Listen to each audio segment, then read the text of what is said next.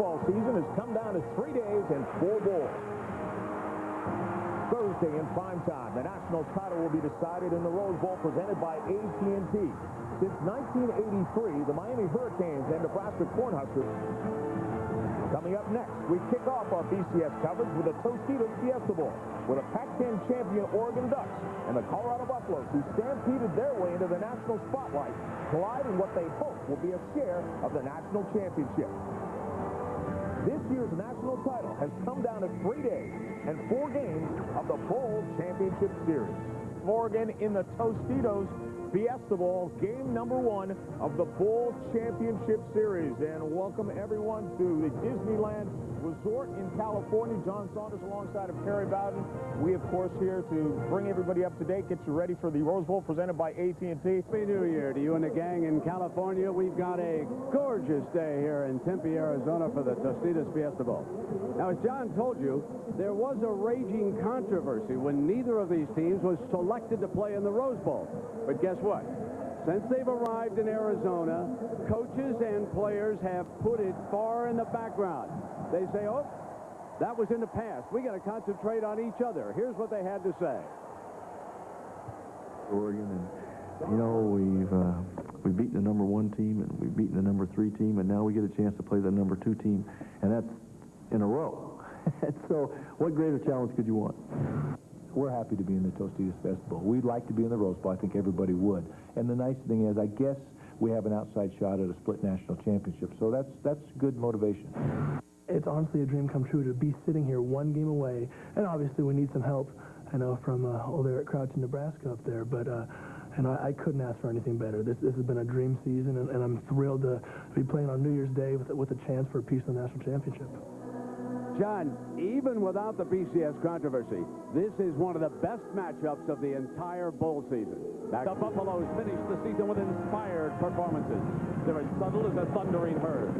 Playing Nebraska on the Friday after Thanksgiving, they shocked the college football universe. Coach Gary Barnett's team scored 4 touchdowns before the Nebraska coaches could adjust the volume on their headsets.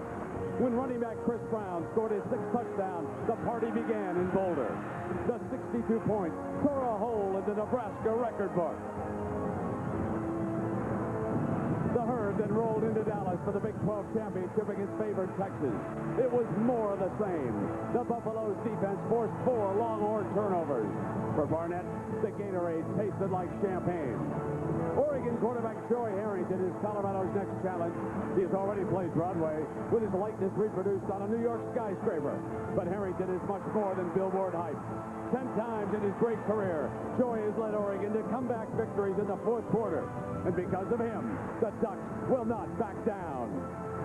1 game left, and we're here to prove we belong among the nation's best. For the winner, perhaps a piece of the national championship.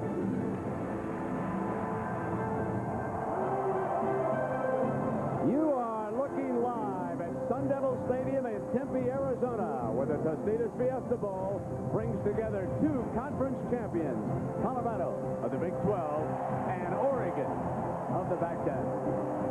Welcome back, everybody. With Gary Danielson, I'm Brent Musburger. We both think we could be in for a very high-scoring game here this afternoon. But there is one big advantage. Colorado has a power edge in this game. Brent, they do. You know, you look at modern sports, and what you find are mismatches. In college football, sometimes it is quarterback or receiver or defensive back. But in this game, Colorado has it in the offensive line. A strong side offensive line, and it's just been running all over everybody. And when you look at them, they just dominate the line of scrimmage. It forces teams to change, and those guys right there have been making this run along with their fullback, Brandon Drum. When they run the ball, that's what makes things go for this game. I don't know if Oregon can stop them. We'll find out. And I'm not sure Colorado can. Opening kickoff. And now, please direct your attention to the video board. The Ford pregame report, brought to you by Ford Trucks. The best-selling trucks are built Ford tough.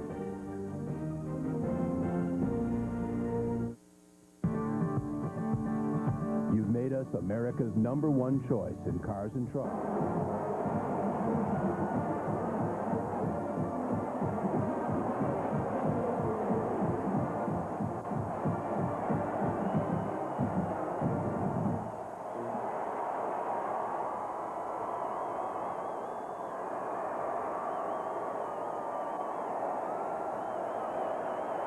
Ralphie likes his ducks rare. And here they come.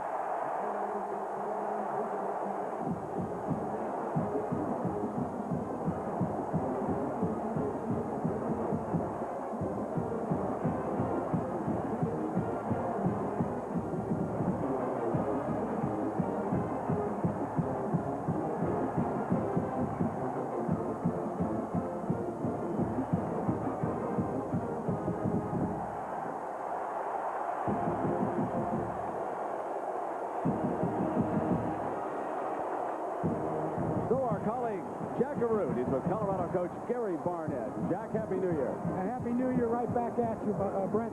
By the way, at the end of the season, this is the team that Gary Barnett led to 2 very spectacular wins. First over Nebraska, then over Texas for the Big 12 championship. But that was 1 month ago, Gary. How do you maintain the momentum from there and get the focus ready for this game? Well, I think if you had the answer to that, there'd be a lot of us buying it from you. But everybody's got the same problem. And, you know, we went through 2 championship games in a row and had tremendous momentum. And, you know, I think it's a lot easier for us to maintain it than it is for someone to try to go out and get it for the first time. So, you know, we practiced just like we did for every other game all year. And, you know, we've never been better prepared for a game than this one. Gary, last night you talked to your team about moments of greatness. Well, that's right. You know, greatness, no matter how great, stays with a man forever.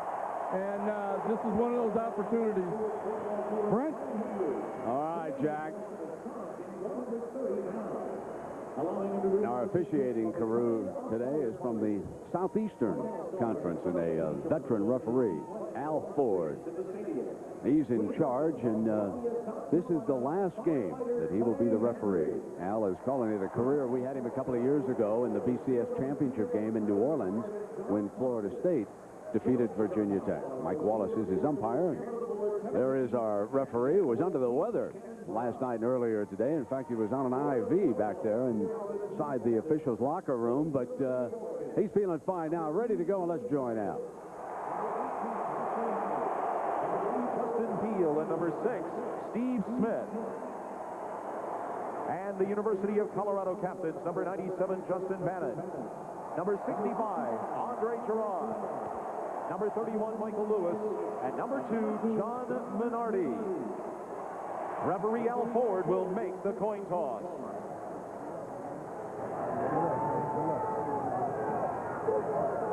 Okay, Oregon's the visiting team. We're going to let them call the toss. Which one of you call it? All right, call it in the air. If I drop it, we flip it again, okay? All right, he called heads, what it's called, and it is tail. Okay, you won the toss all along. They're taking the ball. Which way you want to kick it? You're kicking it that way. Just turn around your back around like this. Colorado won the toss, and we'll receive at this end. Oregon will kick this way. So Jack has now joined Mike Bellotti, the Oregon coach. So let's return you to Jack. And Brent, there's been a lot of talk leading into this game about Joey Harrington, Joey College. But Coach Bellotti, to win this game, how important is the performance of Mo Morris and Ontario Smith, your 2 great tailbacks? Well, they have to run the ball well. Our line has to give him a chance, and that'll keep the pressure off of Joey, allow him to get the ball to our receivers. Brent, we're about ready to tee it up down here. I've never seen electricity like we've got right now. All right, Jack. Well, Colorado won the toss and said, we want the football. And usually they defer, don't they? But here's what quarterback Bobby Pesavano of the Buffaloes said he wanted to accomplish in the first series. We're going to have to find out how they're going to play us, if they're really going to load the box up as much as we think. And we're just going to have to instill that physical attitude on that first drive and show them that that's the way the game's going to be for 4 quarters. Now, Pesavento is not trying to change his style, but in our interviews prior to the Nebraska and Texas game, the cap was on backwards. So everyone on the team reminded him, Gary, leave it on backwards. Right as well. But you know what's most important? Those 5 offensive linemen in front of him, not that half behind him. So Jared Siegel out of Carmichael, California, will put the ball on the tee for the Ducks. Roman Hollowell is number 5, and Clyde Sewell is number 20 back deep, and we'll get to see that offensive line with the first series of the Tostitos Fiesta Bowl.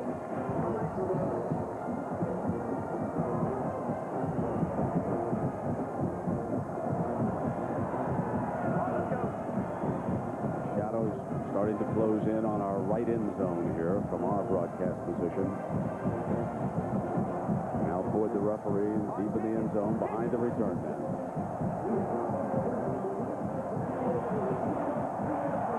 The Fiesta Bowl is underway. This is Hollowell from the 3-yard line. He's got an alley. Good return to the 25-yard line. So Bobby Pesavento took over following the injury to starter Craig Oaks. And he has been Mr. Reliable. That's why he's maintained the job. And since he took over, he simply has not made the big mistake for Coach Barnett. In fact, his passing efficiency led the Big 12 this year. A senior quarterback about to take the first snap of his final game. You get in behind that awesome offensive line.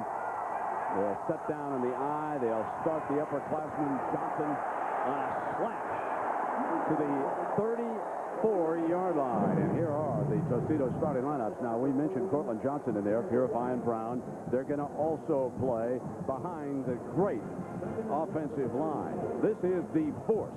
Number 65, Andre Girard, as good a guard as there is in the country, an All-American this year. But this entire offensive line needs to be celebrated. They are missing Daniel Graham. He will sit out the start of this game. He was late for a team function. And Pesavento completes his first pass out of bounds to Derek McCoy, number 80, working against this Oregon defense. Now, they must disrupt the force. They must just cause that offensive line some problems. Nebraska and Texas couldn't very often. Then bring them on. The 3 linebackers lead the Ducks in tackles. 75% of the time, Bowman 17 and Smith 6 will be on islands. They'll go man-to-man. That will allow defensive coordinator Nick Aliotti to put 8 or 9 men in the box to try and stop the run game. But Pesavento stood tall with his first pass. They come back with the running game, and nothing much doing, and they were able to disrupt at that time as Steve Smith, the corner, comes up hard for the Ducks. And Daniel Graham was back in the football game on that 2 tight end look for Colorado. How about Colorado, Brent? They take the ball to start the game, even though Daniel Graham, their best blocking and All-American tight end, isn't even on the field. That's how confident they are in their offense. Short suspension. Pesavento in trouble.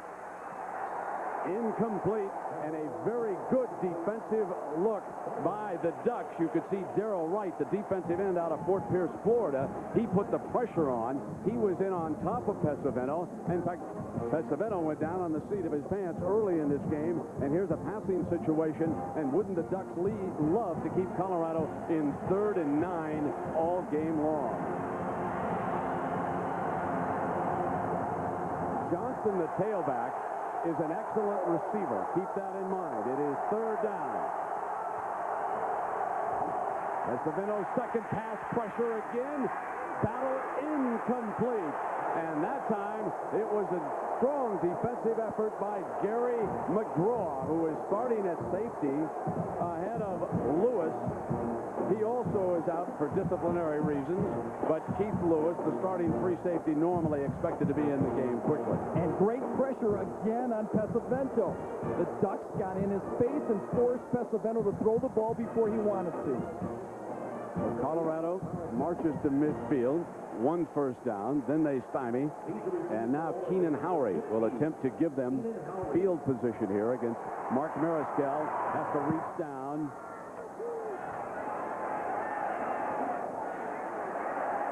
On into the end zone, and it'll come on the 20-yard line. So we have a flag on the punt, 49-yard punt, we are told.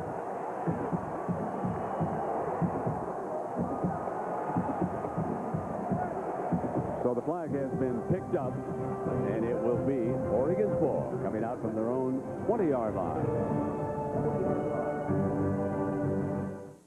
Harrington, a homegrown hero from Portland, Oregon, and one of the finest quarterbacks in the country, known as Captain Comeback. 10 times in the 4th quarter, he's brought the Ducks from behind, 24-3 as a starting quarterback for Oregon. Play fake, got time, goes for the home run on first down, out of bounds, incomplete. His fastest wide receiver, Sammy Parker, the intended target that time. As we take a look at these skill players, they'll use both of these running backs. Morris, he gets you to the outside. Smith, more of a cut runner once he gets into the hole. Now, this offensive line, they don't get the notoriety of Colorado, but they allowed only 11 sacks this year. They're quick, they're athletic. We watched them in practice set up screen passes. They get outside very well. We'll see how they hold up here today. Second down.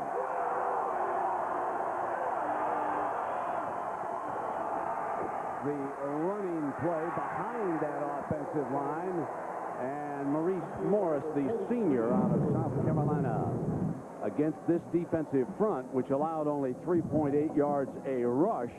And Morris got more than that time. Averaging 16 tackles a game. The three linebackers, Tuff, Johnson, and Walrus are there.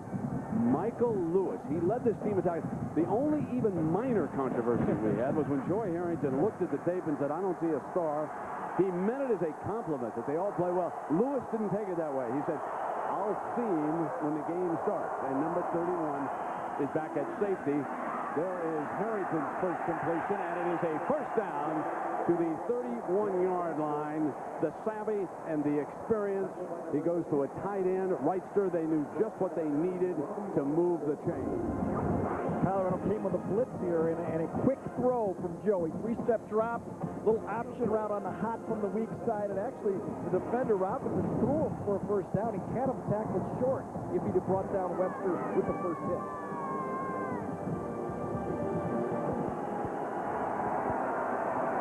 You can just see the experience of Harrington as he crouches down behind center and off the blitz. He looked right back over at Parker for the incompletion. And now it's time for the clear Nicoderm game solution. Both of these teams want to do the same thing, Brent.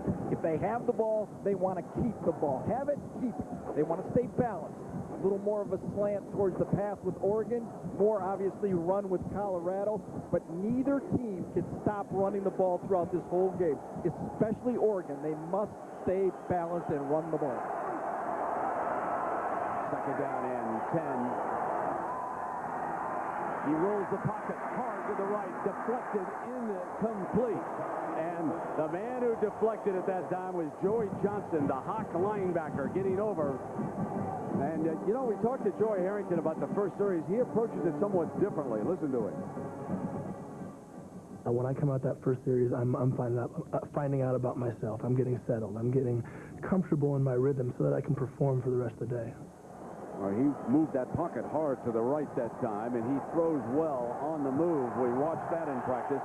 He'll throw back against the grain.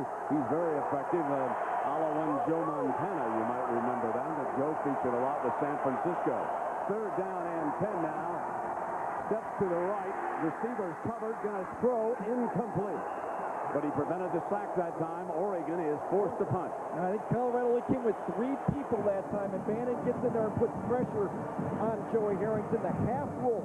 The reason this Oregon team has led the Pac-10 in the least amount of sacks the last 3 years is because the ability to move the pocket. Right, left, drop back, 3 steps, 5 steps. That's what the quarterback is required to do. There is the nation's leading punt returner, Roman Hollowell. We'll see if he can give the Buffaloes some field position. Arroyo is punting out a strong one. Hollowell on the big hop. Eludes the first man. He's quick. Dives to the 35-yard line where Pesavento and the Buffaloes will put it in play when we come back at the Tostitos Fiesta Bowl. We are scoreless. Tostitos Fiesta Bowl. This ABC Sports exclusive brought to you by Tostitos Scoops, the dip lover's tip. Dig in. Sears. Only Sears has the brands you want at the prices you need. Sears. Where else? AT&T Long Distance. Nothing else has the power of your voice. And Dodge. You can take life as it comes, or you can grab life by the horn. Dodge. Gary Barnett does not tip his hand early. He kept his offensive package over on the sideline, and then he sends out Bobby Purify as his tailback. So number 42 comes in as tailback in this sequence. Purify cuts back to the hole and muscles his way to the 42-yard line. Now, Gary, let me ask you about the cat and mouse game. We have the defensive coordinator for Oregon upstairs, Aliotti, and Watson, the offensive coordinator for Colorado, also upstairs. Sean Watson, it has to be patient with the run game. He showed it the last 2 times against Nebraska and Texas. Nick Aliotti doesn't want that cutback play, that play that just Purify just ran. That's what he thinks is the key to the running game, those running backs cutting back downhill. So they have stressed all week in practice, keep the gaps filled. Here is a delay with Purify trying to get to the corner. Can he get it? He cannot. He is stopped by Wesley Mallard. You talk about a great name for a duck. How about Mallard, number 18, a senior walk-on from Columbus, Georgia, and one of the ringleaders of the defense. Well, their linebackers are tacklers. The guys up front, kind of no-name guys up front, just try to make piles up front. The linebackers in their form and their rover, Webster, are the guys that are going to make the tackles. Now Johnson checks back in. He's the best receiver of the Colorado tailbacks. Hollowell turns around in his motion, and Pesavento looks short to Graham, and he's got it for the first down at the 46-yard line. It's like the same play that Oregon ran for a first down. You get the big body tight end, and you match him up against a strong safety or a linebacker. You go past the first down marker, and it's almost like throwing the ball in basketball into the post. Just make yourself big, throw it at his stomach, easy first down. Purify checks back in at that deep tailback spot.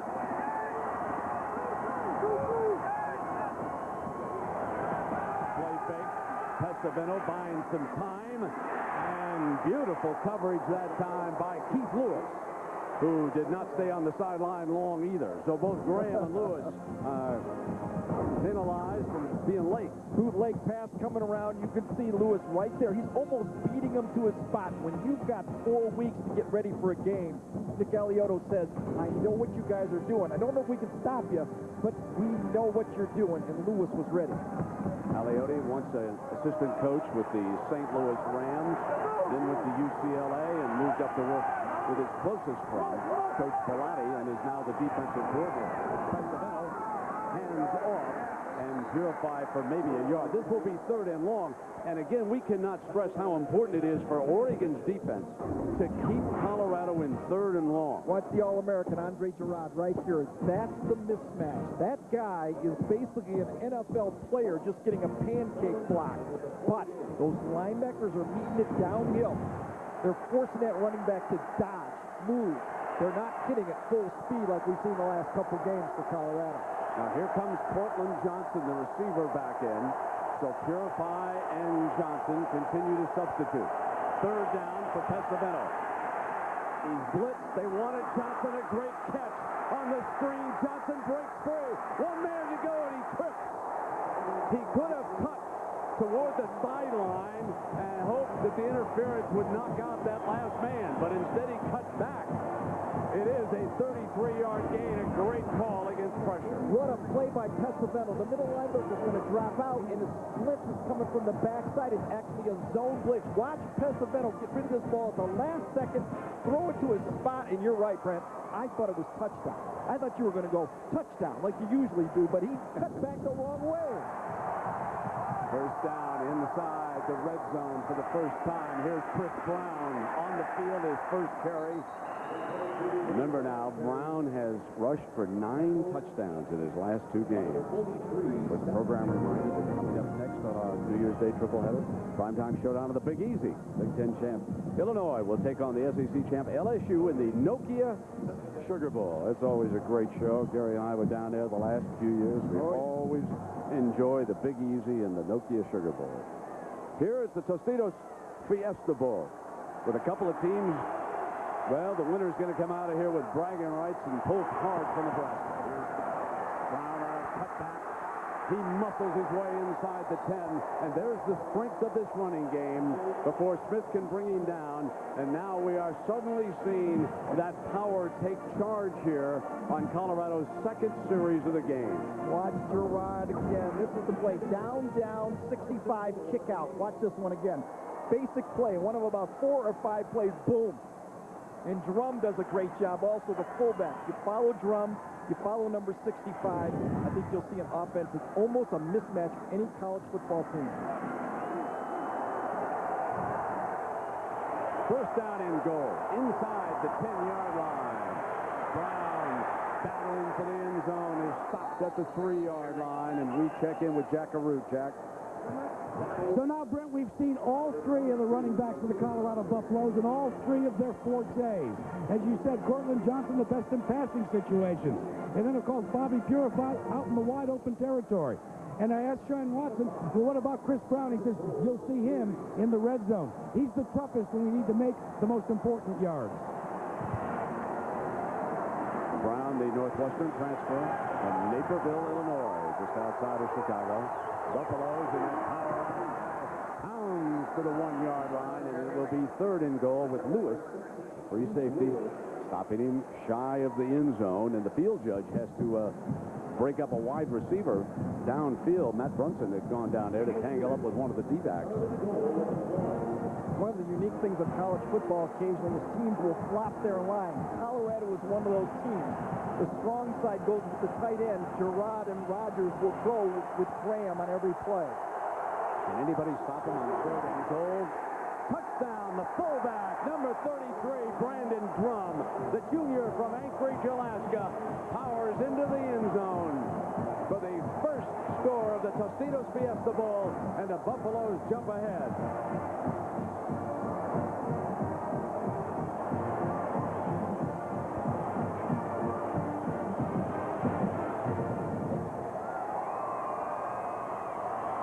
Now, Pat Brome has replaced Jeremy Flores as the kicker.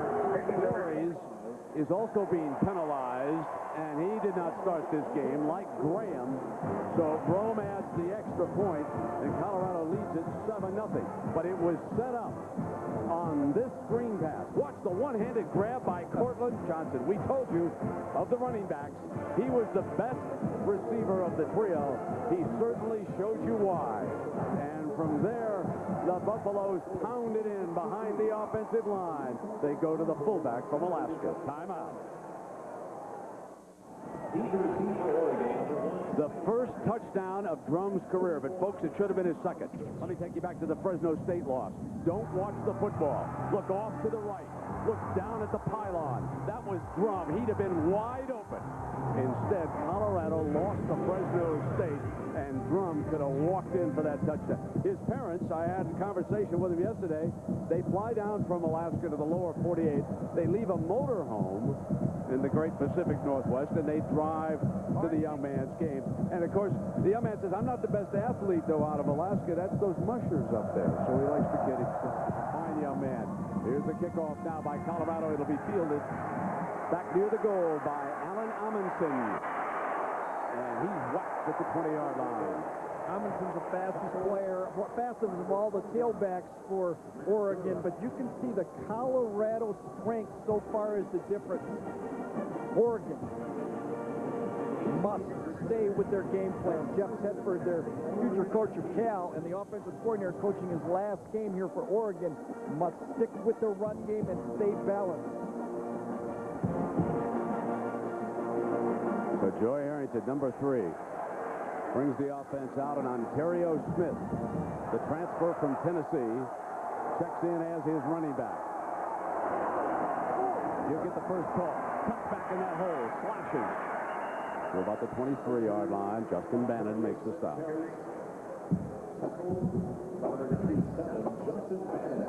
Well, aerial coverage of today's game is provided by Tostitos. As you look down here at Sun Devil Stadium on an absolutely gorgeous afternoon. You could not ask for better football weather than what we've had, not only today, but for the Colorado and Oregon players as they prepared for this game. The weather for the practices was just ideal also. And such a well-organized bowl game. Second down now for Harrington. Short drop, fires slant, caught, first down. Parker breaks free, the fastest man. Colorado's got it close. They do, but he crosses midfield that time. John Tufts, our inside linebacker out of Inglewood, Colorado gets back, but it's a 32-yard gain. Boy, bad angle from the corner that time. Just a simple slant pass. Watch the corner technique here. When you take a bad angle, I think it's Sneed. Look at that bad angle right there. That is a short play that turns into a big play. And boy, oh boy, Colorado lucky he doesn't take it to the house with that speed. John Tufts shows you great speed, and Coach Barnett and the rest of his staff are very high on that sophomore. They say he's got a fine future. In the 47. Play fake, and back to work goes Harrington, incomplete. He overshoots his running back that time. Ontario Smith coming out. Let's take a look at what these two teams want to do if they have their way calling plays. There's three tailbacks, right, that we've seen. They want to run power, power, power with those three tailbacks, Colorado, and then mix in a little bit of the passing. Oregon, when they run the ball, do it a little differently. A little bit of a finesse running game, and that sets up the pocket and play-action game like the matchup he had right there. He just overthrew the ball. Jason Willis and Keith Allen check into the game. I happen to watch young Allen during the pregame warm-up, freshman from Torrance, California. He made some nifty catches. I'm sure the coaches observed that. Second down now. Harrington straight back, fires complete. First down to the 25-yard line, and there's Jason Willis, the junior from Los Angeles. Great read this time from Joey Harrington. Colorado goes with a zone look. Watch to the inside, drop back for Joey. He's got his eyes on the left side. A push on from the corner, lets the linebacker clear and delivers it just as the receiver comes into the open territory. You want to get those receivers as they enter the hole, not after they're already in the hole, and Joey does it so well. The last time he was on this field, Joey Harrington threw for 6 touchdowns against Arizona State. He's now at the 25-yard line.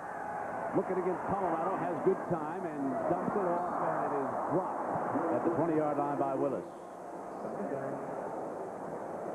And Jackaroo, we had a couple players shaken up there. Brent, you know how important it is that this offensive line stay healthy for the Colorado Buffaloes. First, it was Andre Girard came off. They thought he had a knee problem. It was just a faulty brace. Once he got rid of that, he was fine. Then Justin Bates, they had to check his knee as well. He is okay. They're not going to keep either of these players out of this game. They're both, according to the trainers, perfectly all right. I was already the elf fumble until you reach back there. Good grab, Jack. It takes a microphone to talk to us. Okay. Second down and 10. Smith is tripped up on a beautiful play by Moore, the free safety from Los Angeles. Came up and tripped him up. He had one of the 3 interceptions against Chris Sims in the Big 12 championship game. Well, Lewis was coming off the slot on one side, and it looked like Oregon had the right play call going the opposite way. Watch Lewis come right here this way, and the run is the opposite way. So the play call was right, but Moore comes right in there and just takes on the blocker and submarines the runner. Wonderful play. Third and long. Lewis has to keep an eye on Peel. You saw from behind the tight end. He's a good one. This is third down now for the Ducks. Joey fires, got it, touchdown! Keenan Howry, the junior wide receiver who makes one big play after another. Let the fireworks begin.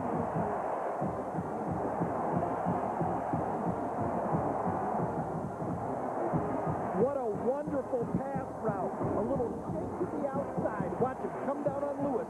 Shake to the outside, then cut right upfield. Lewis, a safe bites on the out route, and look at that throw, Brett. It's like handing the ball off on 3rd and 13. Boy, that nice.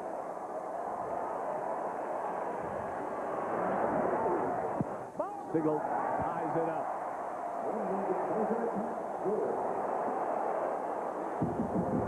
So we've still got 3:48 to go, and look what's happening. Howry, a big play receiver for Joey Harrington. He had plenty of time, no pressure. That beautiful pattern. Gets in deep on Robinson. Touchdown.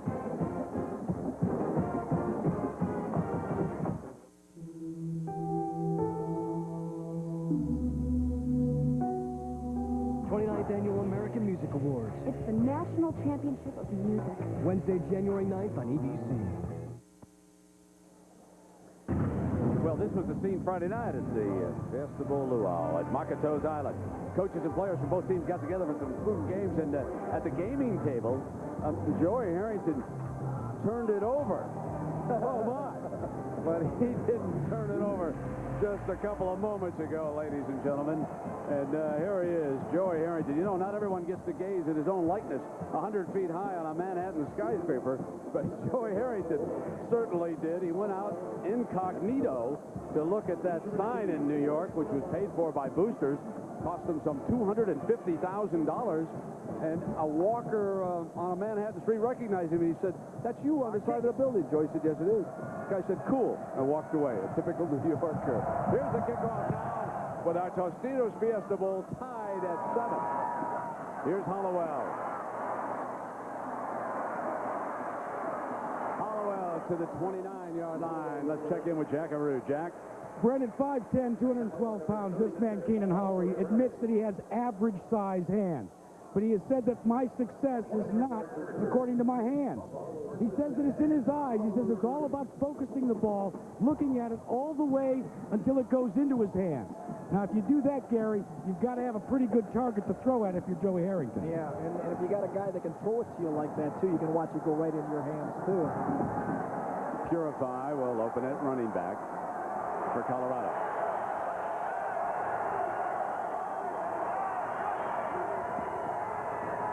Play fake, Pesavento, and McCoy is interfered with. 2 penalty flags are thrown. Field judge, line judge pick it up immediately as McCoy was stumbling. Good play by Bowman that time. That would have been a touchdown. Had he not grabbed. As we listen to the call, McCoy, he did a hitch and go about 10 yards down, and that was a touchdown. Great call.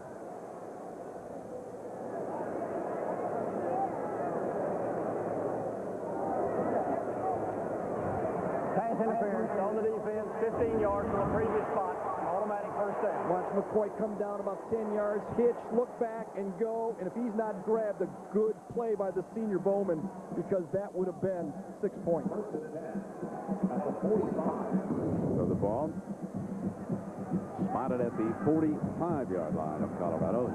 Just when you load up to stop the run, that's what you get. That's what a good coordinator does.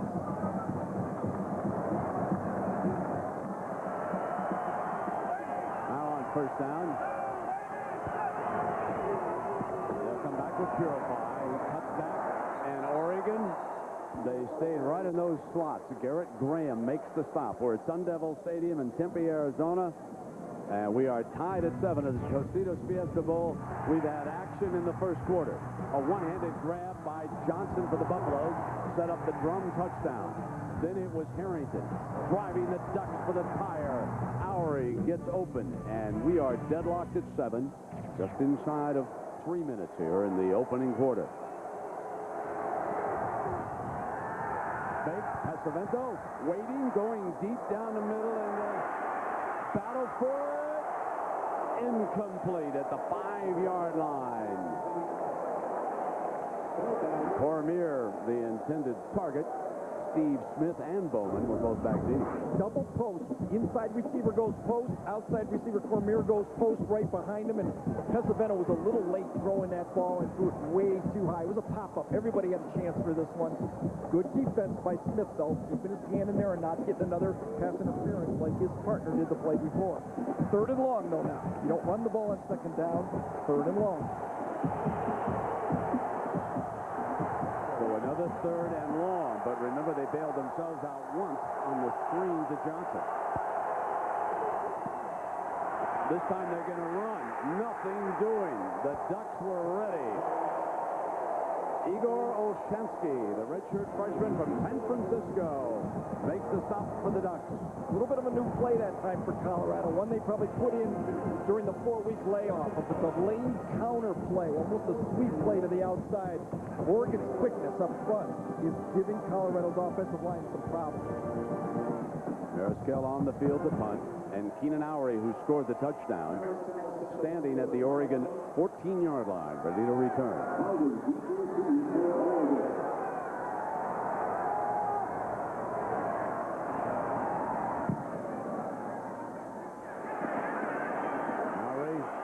Flips the first man, but not the second and third. Down at the 15-yard line.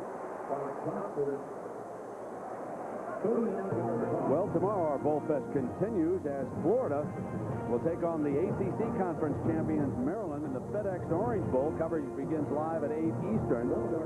There's a story coming out of Florida, and that quarterback Rex Grossman will not start the game. He was apparently late for curfew several days ago. Turned himself in, we are told. So in all likelihood, Brock Berlin will start. And what a story that is, because everybody says in Florida that Brock Berlin is going to transfer to Miami. But he gets a start apparently for the Gators. There is that flanker screen trying to stun Colorado on that far side of the field. Roderick Sneed and Michael Lewis are there. Oregon has not yet got the ball to Justin Peele, their outstanding tight end. That'll be another find later in this game. Number 84, good receiver. He's caught 29 passes this year, 18 of them for touchdowns or first down. The playmaker. Second down and 4 for the Ducks.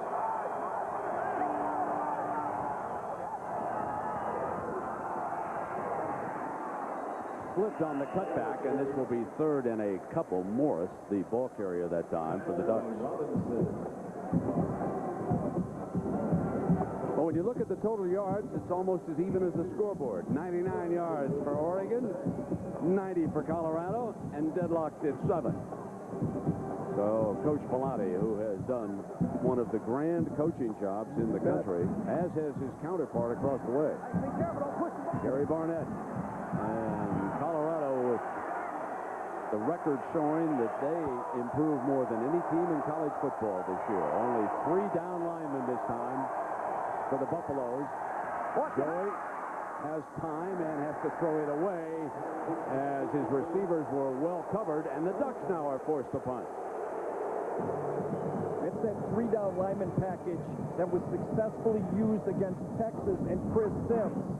3 men rushing, but still able to get a little pressure on Joey Harrington as he lets his ball go. Well, he's very fortunate that that wasn't called roughing the quarterback by breaking this there. He comes up and warns him and says, you do that again, I'm going to call the flag on you. Royale.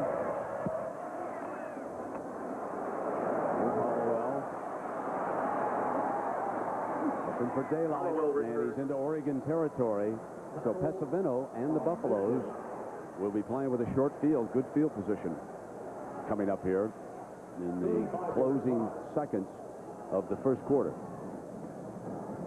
Let's see if Colorado doesn't come back with Chris Brown now and try to establish that power downhill running game. Brown has been the guy that can really deliver the blow from that tailback position.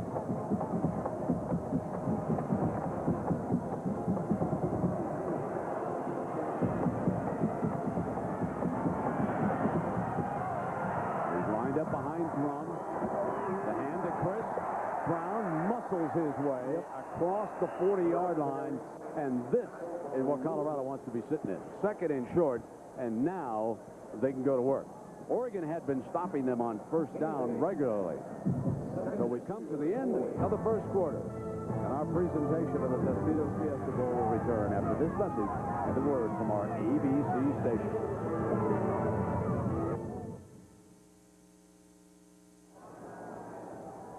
Happy New Year, everybody. With Gary Danielson. I'm Brett Musburger. Nice to be with you from Tempe, Arizona. Gary, I thought the Colorado got out of the game plan that they used earlier against Nebraska and Texas. Oregon's given them a lot of 8 and sometimes 9-man fronts. I think they're trying to open the game up a little bit. I'm not surprised they've gone back to Chris Brown. They want to establish that inside run game. Yeah, and Brown is averaging 5 yards a carry as we open the second quarter, and number 22, the big man, against both the Cornhuskers and the Longhorns on that cutback. And again, Alioti and the Oregon coaches alerted their defenders all week long. Stay in your gaps. Don't leave them, because on the cutback you could make the stop, as David Moretti, the middle linebacker from Pleasanton, California, did that time. Brent, I was out to practice the day before yesterday, which is usually a light practice. No real pads except for shoulder pads. They don't wear their their pants and their thigh boards. They were practicing tackling on the day before a game.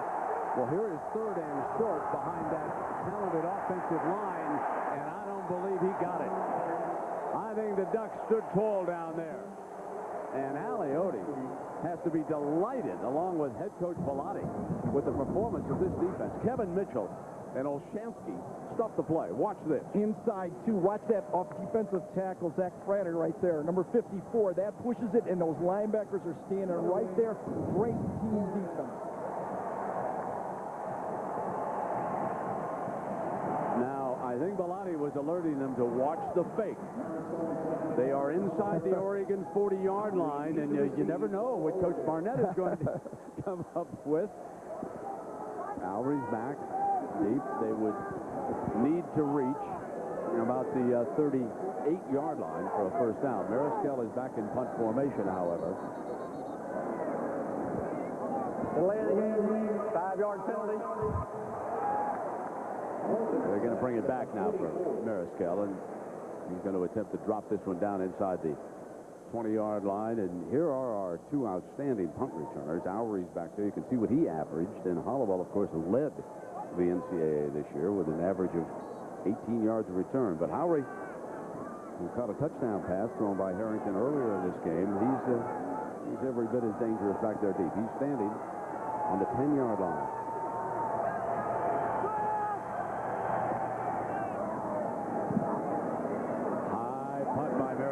Fair catch is the signal inside the 20. Good punt. So there's a penalty flag late. Was there contact made? The field judge came over. It's going to be the halo call.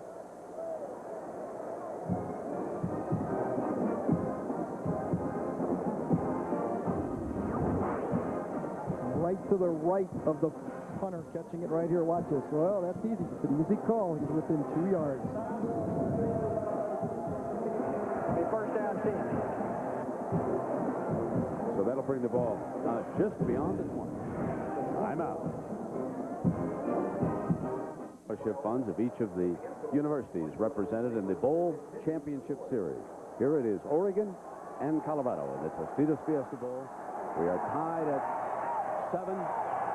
The Oregon Ducks coming out from their own 20. Play fake. Harrington goes hard right down the field for the home run. Got Parker. He's in a foot race. They won't catch him. Touchdown Ducks. An 80-yarder.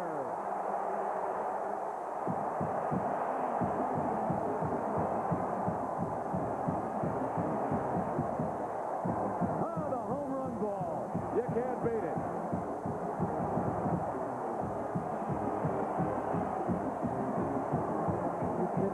Throw a ball any better than that. He hit Parker right on the dead run, like a baton race in track. That's how nice that ball was thrown.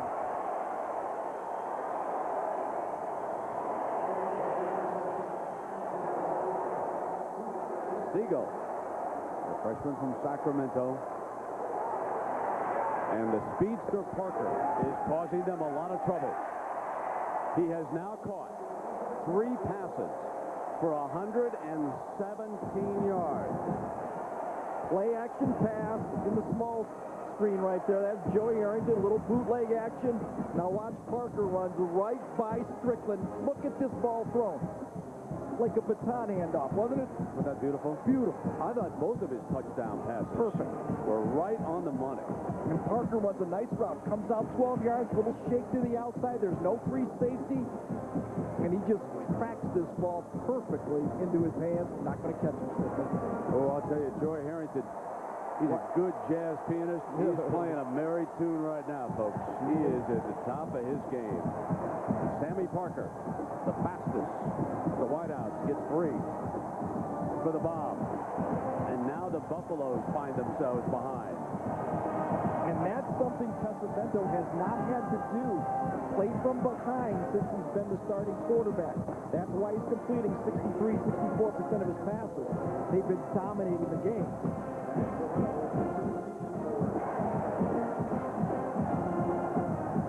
.13 to go in the half.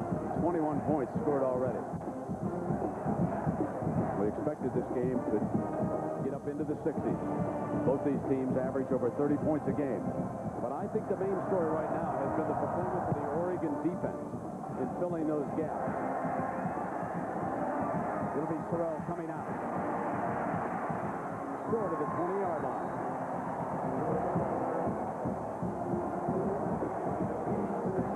We mentioned that Harrington was an accomplished jazz pianist. Give a listen, folks.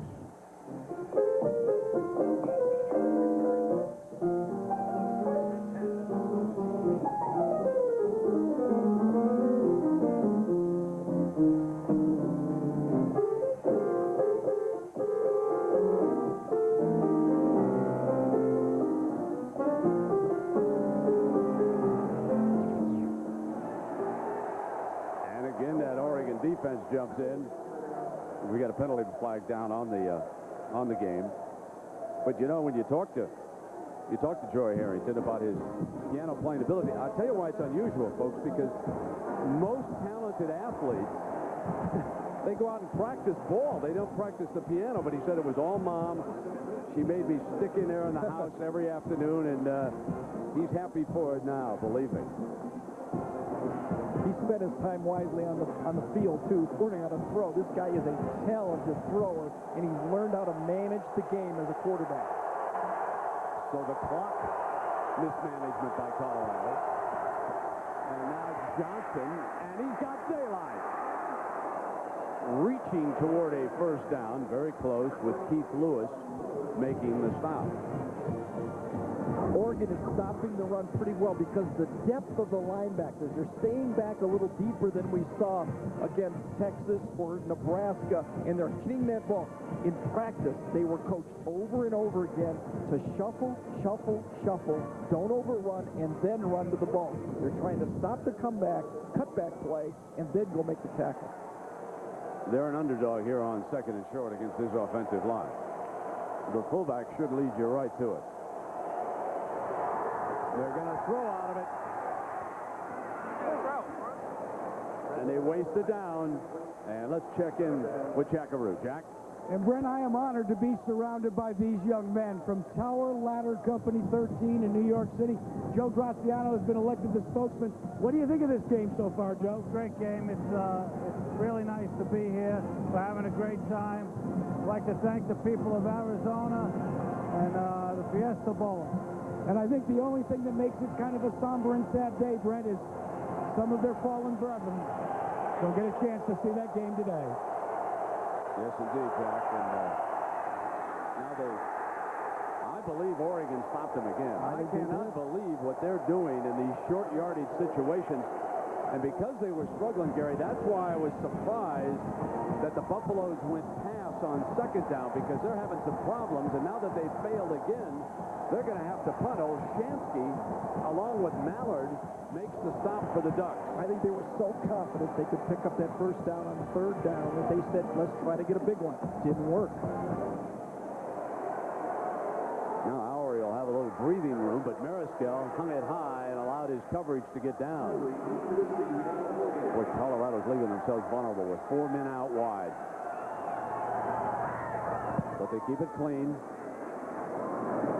Another good punt. They give him 2 yards that time and then close in around the 22-yard line. Forward progress will be marked right there. So we'll take a break. Joey Harrington and Oregon lead it by 7. Timeout. Sports exclusive brought to you by Tostitos Scoops, the dip lover's tip. Dig in. Charles Schwab, expert advice that's objective, uncomplicated, and not driven by commission. Honda, a versatile family of cars, minivans, and SUVs. And Aflac, ask about it at work.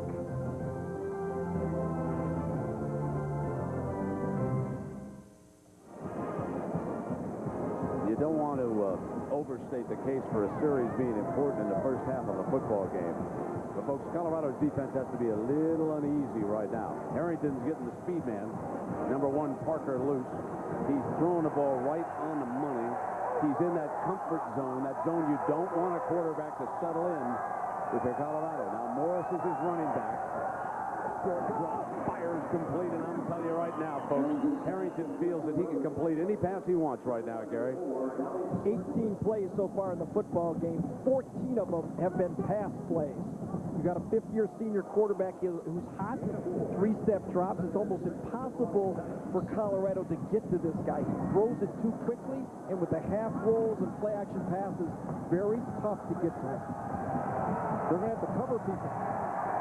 Second down and 6, and you cannot overemphasize as Joey changes it at the line. Colorado switches back out, so they will run Morris. But just take a listen to Coach Mike Bellotti on the input of Joey Harrington into the game plan. There's a tremendous amount of exchange of information. He wants to know why, and we're always doing things about, who we're keying, why we're checking certain things, and he could be a coach easily. He could walk right in and coach right now, and that's what our quarterbacks generally do. But Joey is probably special in that regard. They say David Carr of Fresno State will be the first quarterback drafted in the NFL draft, but folks, you're looking at the second, and who knows? Who knows who's going to wind up number 1? This is a very impressive performance so far. Third down now. There's that short snap drop. First down, Parker again, reaching toward the 40-yard line. They cannot stop Mr. Parker. Let's check in with Jack Arute. Brent, you talked about the many nicknames that this man, Joey Harrington, has, from Joe Heisman to Joe College. But it was at this game, right here on this field, against Arizona State, that Joey Harrington got one name, Captain Comeback, bring his team back into a double overtime victory by 1 point over Arizona State. But his teammates say that the private nickname from that game, the General. Yeah, double overtime, beating the Sun Devils. And they run, but it is well cut off that time. Morris without much room to run in as we take a look at our quarterback comparison here. Well, Gary. Bobby Pesavento needs the running game to come through. They do not have the firepower at wide receiver, nor does Bobby have the experience that Joey Harrington has. Harrington's on fire. He feels the game. The only thing going well for Colorado defensively is they're stopping the run. At least they're keeping them one-dimensional. What if that comes back and haunts them? That's their problem. But what a dimension. You bet. Harrington's already thrown for 183 yards in this game. He's looking more, and he's got more. And tackle is missed. First down across midfield that time. And he uses Jason Willis, the junior, again. So Jason Willis has been one of his favorite targets. Terrence Wood, nickelback, comes in. Just a quick hitch, trying to pick up half the yard. Second and long, they go for a quick hitch, they get a first down. 4 tackling. Often happens in bowl games. They haven't played in 4 weeks.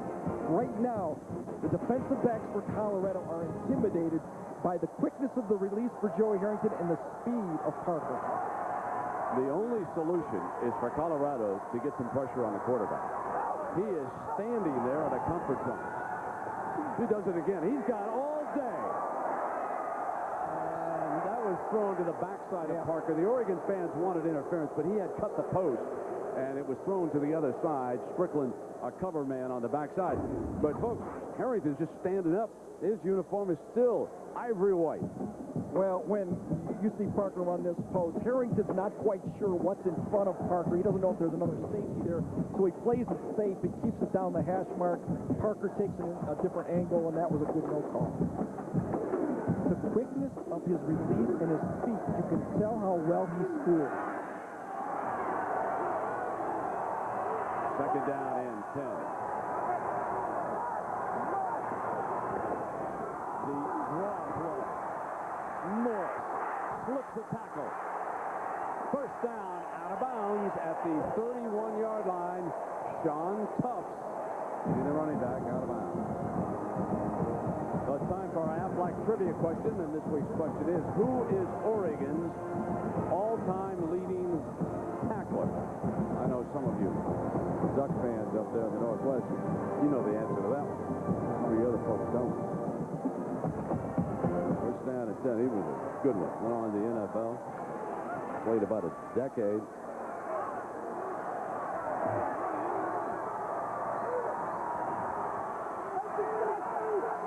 They empty the backfield out. That's how well this offensive line is doing. When they throw Smith the screen pass, and not much doing there. It'll be second down and 10. So with 7:56 to go in the first half, Oregon leading Colorado on the strength of Joey Harrington's right arm. He is 10 of 18 for 198 yards and 2 touchdowns. That was the first one. Officially, 79 yards to Parker on this one. That ties the record here at the Fiesta Bowl. And now Harrington driving the Ducks again, and if you're calling plays for Oregon, you just say, let's keep putting it up. The style one. He's hot. Second down, they'll run the draw play again. Not much doing there, and Smith is swallowed up, surprisingly, that they called the run play. Llewellyn doing a good job. Well, they hit the big draw play for the first down on the one before. Tried to come back with it, but that time Colorado was right there. The secondary looks intimidated to me, man. I don't blame them, really, but they look intimidated. And of the completions that Harrington has, 10 of them have been perfect throws. First and 10 this quarter is brought to you by Monster.com. Third down and 11. Here's Peel right here. Still hasn't gotten the ball.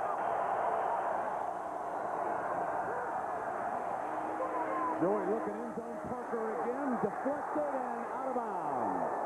Boy, Parker made that grab too, but he was out of bounds.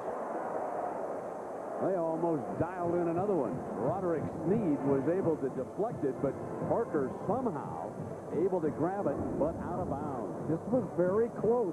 Ball was tipped. I thought he threw it in the coverage. Little tricky on his end zone right here. 2 different covers. I think that was a good call. He did not have the ball until his right foot came down. Fourth down and 11 at the Colorado 32-yard line. Watch for the punt. Joey Harrington can punt. Has not punted once in his college career. High snap. He punted in high school, left-footed, and it's out of bounds inside the 20-yard line. Joey, you made me look bad. I said you could punt. Well, but he did that with a left foot. He'll come back with a right foot later. You know, the snap really messed this thing up for him. With a high snap. Yep. Brings it down. Well, they said he had a good left hand when he played the piano, too. Oregon leads at timeout. Friday, January 18th.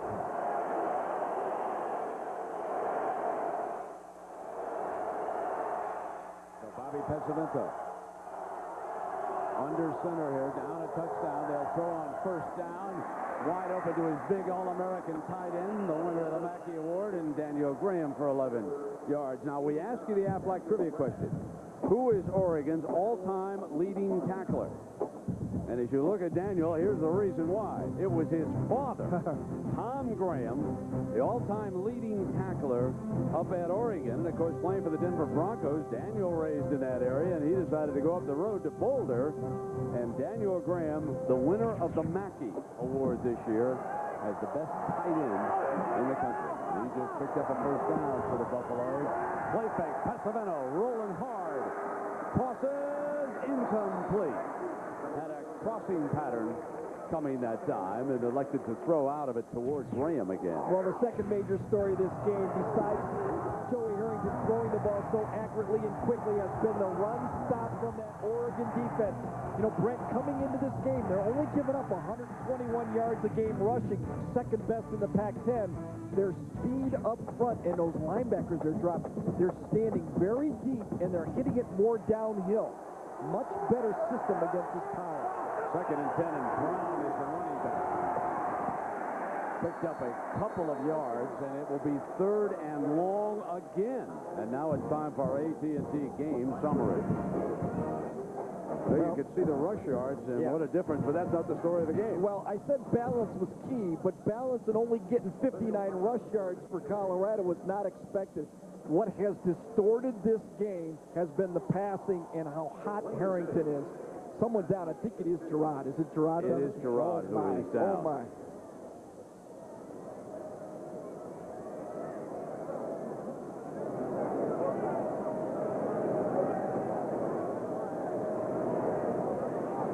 Well, Saturday ABC Sports drops the puck on another exciting National Hockey League season. 3 great matchups. So we'll have some regional coverage. Gerard being helped up. Hopefully not at all serious. You'll see the Avalanche, Red Wings, Rangers, Penguins, and Capitals, Bruins. Action begins Saturday, 5 at 3 through noon Pacific right here on ABC. Looks like he's favoring that right side, either his knee or his ankle as he comes off the field right here. Tough football game. Defensive tackle Frieder on the other side, favoring his. Well, here's your 3rd down and 8 on the 32-yard line. Graham to the right side of the formation. Pesavento steps up in the pocket, goes McCoy, intercepted by Smith. 45, cuts toward midfield. Breaks free, and he is down in Colorado territory at the 48-yard line. Steve Smith, the senior from Rancho Palos Verdes. Bobby Pesavento is out of his comfort zone. He's used to that running game going. He's used to 3rd and short. He tries to go back, nothing there, and then tries to make a big play. He's been avoiding trying to force things because that running game was working so well. Today, it's not. 14-7, the Ducks lead, and they got a short field when we come back. 4.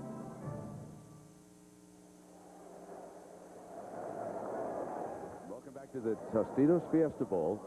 Colorado's defense under fire again. Joey Harrington camping out in the pocket. And even when he sprints to the right, he has not been touched except on the first series in this game. Remember that one lineman got him, threw him down late? Hasn't been close to being sacked yet, and whacked only a couple of times. So now, 1st and 10, and the pitch man is wide open. Smith crosses the 45-yard line with Johnson making the one of the reasons Oregon is giving up less sacks than anyone in the Pac-10 the last 3 years is because of the diversity of their pass offense. 3 steps, 5 steps, an offensive line that believes in the quarterback, and a system that keeps you off the pass. Adams, Schmidt, Weaver, Forrester, Chambers. They're the big fellas up front, and they're doing the job right now for Harrington, who's thrown for almost 200 yards. The Colorado defense must have a stop. 4:27. Time to Parker. 1st down. Had him right on the 1st down marker, and what's the situation with Gerard, Jack? Well, Brent, believe it or not, Andre had his kneecap pop out. They popped it back in. They retaped his knee. He is ready to go back in. That's one tough offensive lineman. Better believe it. Anticipate him being one of the first offensive linemen selected in the NFL draft. Well, out of Texas. With his game face on. 1st down and 10 for Harrington and the Ducks. At the Colorado 36-yard line, play fake, sprint right, got time, goes outside, Alray, incomplete. Well, Thursday night, the granddaddy of them all, the undefeated Hurricanes of Miami. The Heisman Trophy winner Eric Crouch and number 2 Nebraska for the national championship. The Rose Bowl presented by AT&T, Thursday live at 8 Eastern, 5 Pacific on ABC, home of the Bowl Championship Series. And, of course, the winner of this game will be pulling hard for Mr. Crouch and the Cornhuskers. They would like to wind up with a piece of the national championship. Kind of interesting, the Associated Press Trophy arrived here in the Phoenix area, and several of the players posed for pictures with it, and good motivation. It's 2nd down and 10 for Harrington and the Ducks. Back with the running play, and Smith to the 21-yard line, a 1st down. So just as Colorado starts to look past, the Ducks decide, let's come back with a run, and that was for 15 yards. A little bit of their own medicine here. Counter play to the backside. Counter Trey Ontario Smith.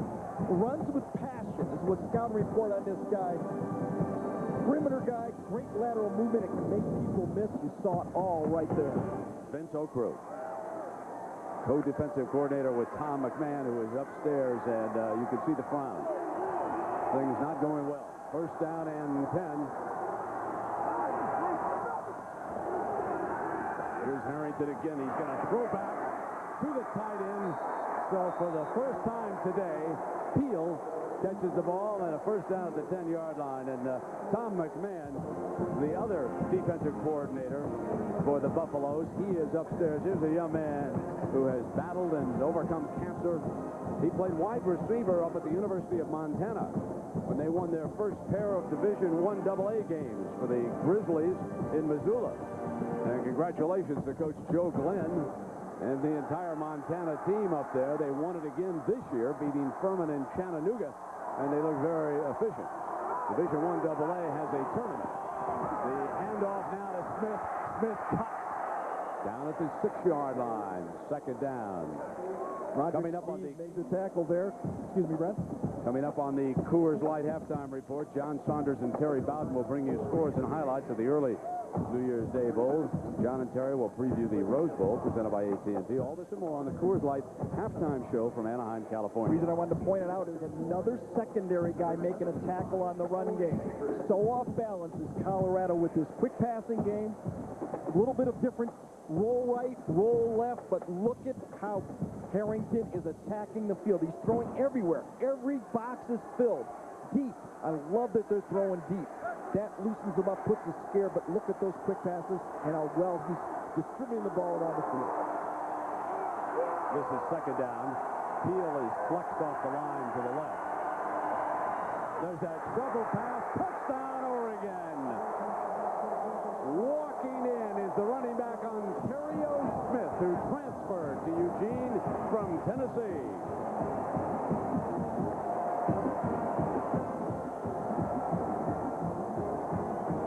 So the interception thrown by Pesavento results in Oregon's third touchdown of the first half.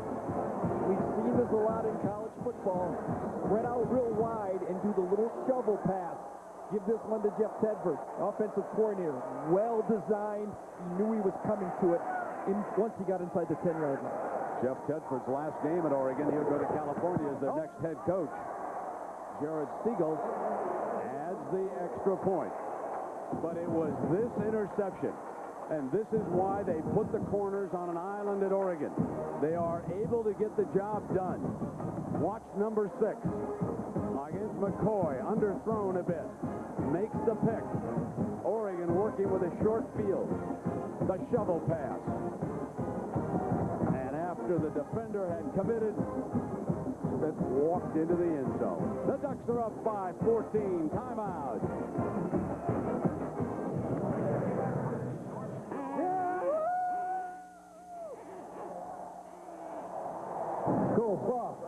Well, this tailgate party at Fort Bragg, North Carolina, brought to you by Tostitos, and the happiest of New Year's go out to our servicemen and women at our bases in this country and also overseas as we begin the new year and wish them all nothing but the best. Here it is, Oregon leading Colorado 21-7, and I guess we have answered the question. Can you maintain that level that Colorado showed us against Nebraska and Texas? With almost a month off, it is so hard to stay at that peak level. Kickoff is fielded at the 6 by Sorrell. Sorrell cuts back and battles his way to the 25-yard line. Well, again, a reminder that tomorrow our Bowl Fest continues. It'll be Florida. Rex Grossman will have to come off the bench in that one. He's been sat down for breaking curfew up against the amazing Maryland Terrapins. What a job Coach Friedgen did with Maryland in the ACC. Colorado must be very careful here. They're not put together to run a 2-minute drill. Remember, backup quarterback Bobby Pesavento is not the starter at the beginning of the year. Craig O'Swell. This is not his game. Wants to set the screen, which he does to Cortland Johnson, and this is a good call. Yes. Out of bounds at the 38-yard line. Let the rush close in. That's the second time that these two have hooked up on a good-looking screenplay, and they make it work again. So Pesavento is, well, he's 5 of 12 in this game, but he has thrown that one interception, and he would like to get something back. He would like to get something going here. before the halftime intermission. Down by 2 touchdowns right now. Pesavento, who transferred from Miami of Ohio to a junior college, then enrolled at Colorado. This is Hollowell in motion behind him. He'll wind up as a slot man to the left. Pesavento has time, and it's dropped by Graham. Sort of thrown a little bit behind him, but still, I think the big fella probably feels that he should have made that catch at midfield. Tight end over the middle of the field. Oregon at all times knows where this playmaker is. You have a linebacker on him. You have the safety on him right there, Webster. When I watched practice, they did not, Brent, make one mental mistake when they were going against all the different formations that Colorado showed. This team was very focused on defense, ready to handle the different formations from Colorado. Second down and 10.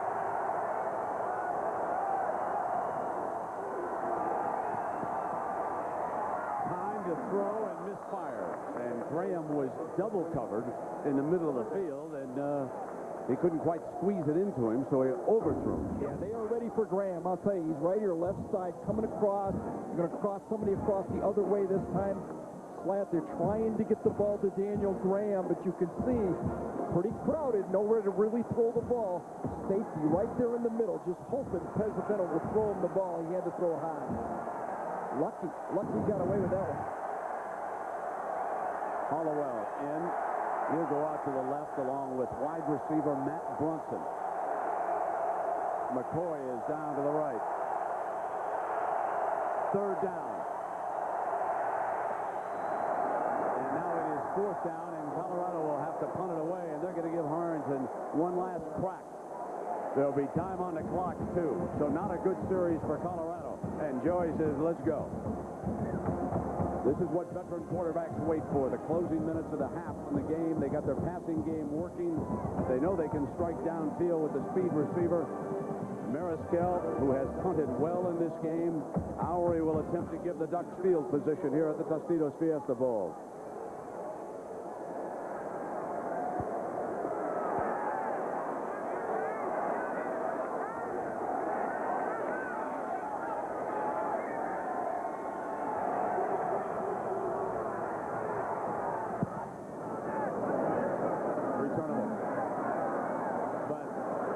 Not to be, as the cover man Moore, number 7, came off the block well. Gary?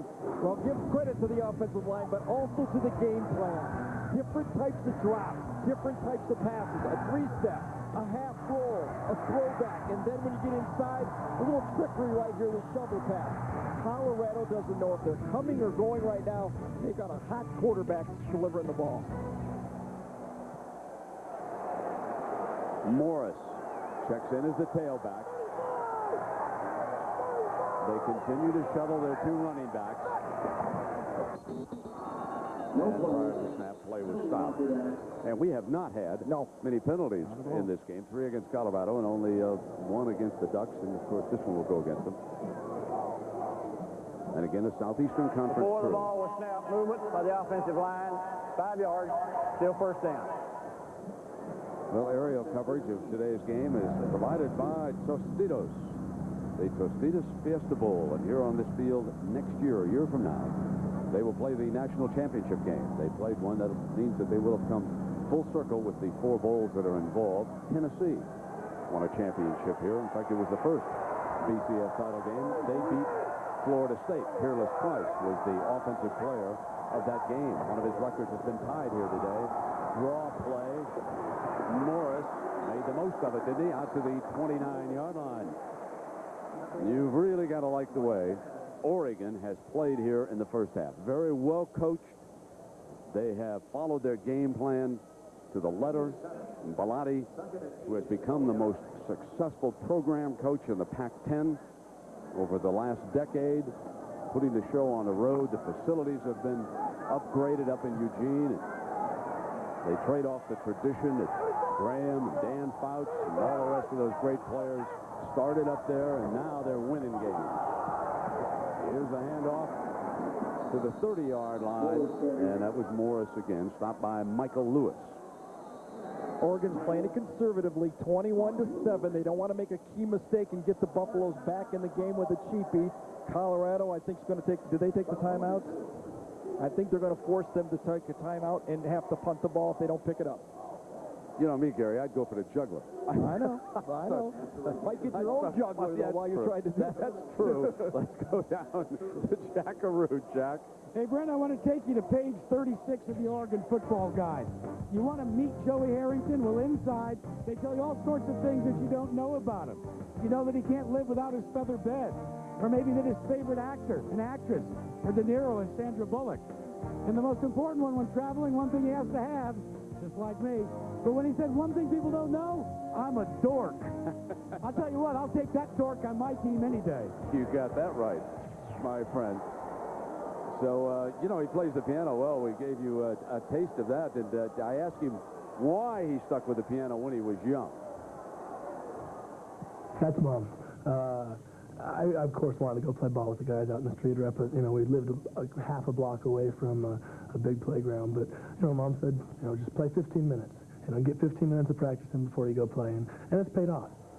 Bill Evans is one of his favorite all-time piano players. And, of course, he spent some time, Evans did, with Miles Davis, Cannonball Adderley. Well, some great sounds came out of that piano, and Harrington's got a great act to follow. Third down now for the Oregon quarterback. Howry's the motion receiver. Roll hard to the right on the pocket. Point.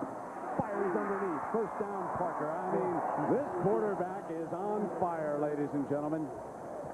He's as accurate and as confident as any college quarterback I've seen in a long time. And this time, he had a tremendous amount of time to throw the ball. The half rolls are really working. Look at all that time. And he moves both of his feet together as he shuffles up in the pocket. Perfect technique. 45 seconds left here in the half. Harrington coming back to the left. And wide open Jason Willis that time. So Harrington has thrown for 233 yards and 3 touchdowns in this game. Joey Harrington is the story of the first half. He certainly has been the most valuable offensive player here at Sun Devil Stadium on a beautiful New Year's afternoon. The Tostitos Fiesta Bowl, of course, the winner hopes that Nebraska can win the Granddaddy Thursday night. Between Nebraska will be taking on favored Miami in that game. You know, everybody had a say as to who was the number 2 team. And, of course, the humans opted for Oregon, and the computers went for Nebraska. And so when we were up in Nevada, I dropped by a couple of the odds makers, and I said, who would be number 2 in your power ratings? I'm kind of curious. Would Miami be favored over everybody? They said, yes, they would. But I said, well, what would be the shortest spread? And they said, Florida. They said, we would make Miami only a 4-point favorite over the Gators.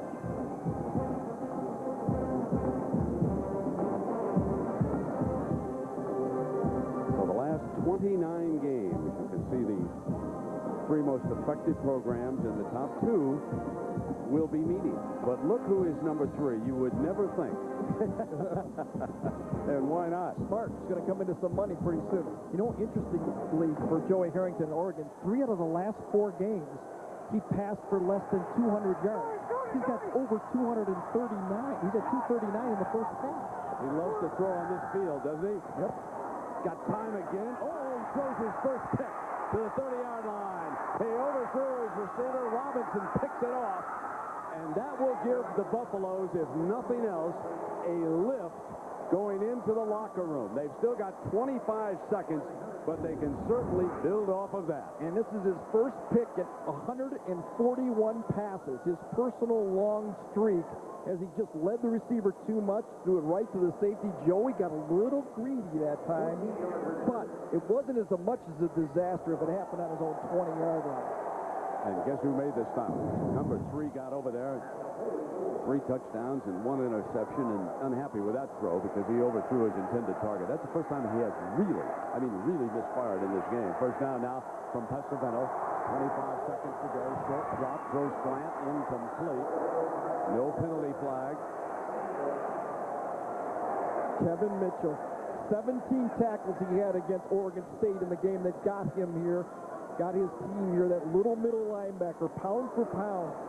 Mike Bellotti said he might be the toughest football player in America. He was right on that slant. You don't want to meet that guy when you're running a slant, the middle linebacker. Second down and 10. Pasavino steps away and throws it incomplete.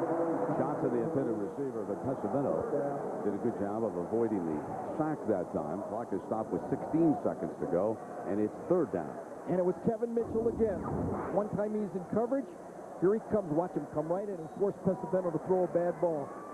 Comes in, middle linebacker, comes on a stunt. Nobody takes him and forces Bobby up in the pocket and throw an errant pass.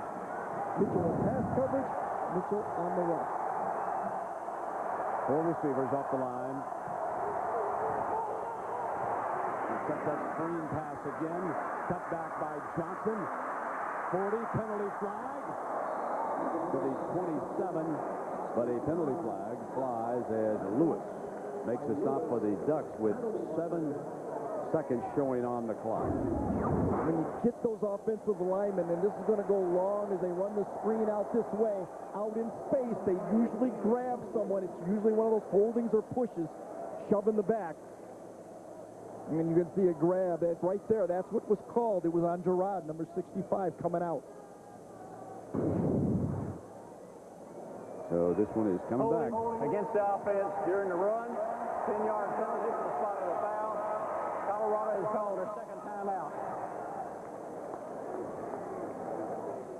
Well, Gary Barnett has played in late in the afternoon on New Year's Day once before. And that, of course, is when he took Northwestern out to the Rose Bowl, which normally occupies this time slot. He played the University of Southern California, and he was beaten that day in a good game as the Wildcats made a late run on the Trojans. That was the miracle year for Northwestern. Here it has been the turnaround that Barnett and the Colorado team has performed up in Boulder this year. After losing big to Texas and earlier to Fresno State, they rolled down the stretch, beating up on Nebraska at home with 62 points, and went down to Irving, Texas at Texas Stadium and won the Big 12 championship against the Texas Longhorns. But here, he finds himself down by 2 touchdowns. Taking off the headset, he'll probably just run out the first half and go on in 21-7 down. Jackaroo. Well, Brent, we've talked a lot about the Colorado Buffaloes offensive line. They were a lot heavier and a lot more body fat when they first showed up. But Sean Watson decided to put them all on a diet with different strength and conditioning. And now the Colorado line, just 304 pounds, one of the lightest in the Big 12. You know, when somebody says just 304 to me, Jack, I always say, oh, really? 21-7. Back in the gun, Pesavento going to take one last crack. Drop it off to McCoy underneath as the seconds run out on the first half. Joey Harrington in Oregon will take a 21-7 lead on into the locker room, and Harrington rallying the fans as we check in with Jackaroo. Jack. Well, Coach, so far, the first 30 minutes, can you ask for anything more? Well, yeah, I could ask for us not to give them a touchdown, but I think overall I'm very, very impressed with our defense. Our offense, I like the way we're playing, obviously pretty happy. Do you have the balance that you want offensively?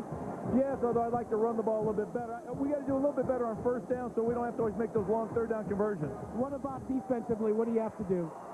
Well, we just have to stop the screen a little bit, but we're putting them in situations where we have to throw the screen. You know, we just have to make sure, remember, it's a 4-quarter game. We got to come back and play hard in the second half. Thanks, Coach. Okay.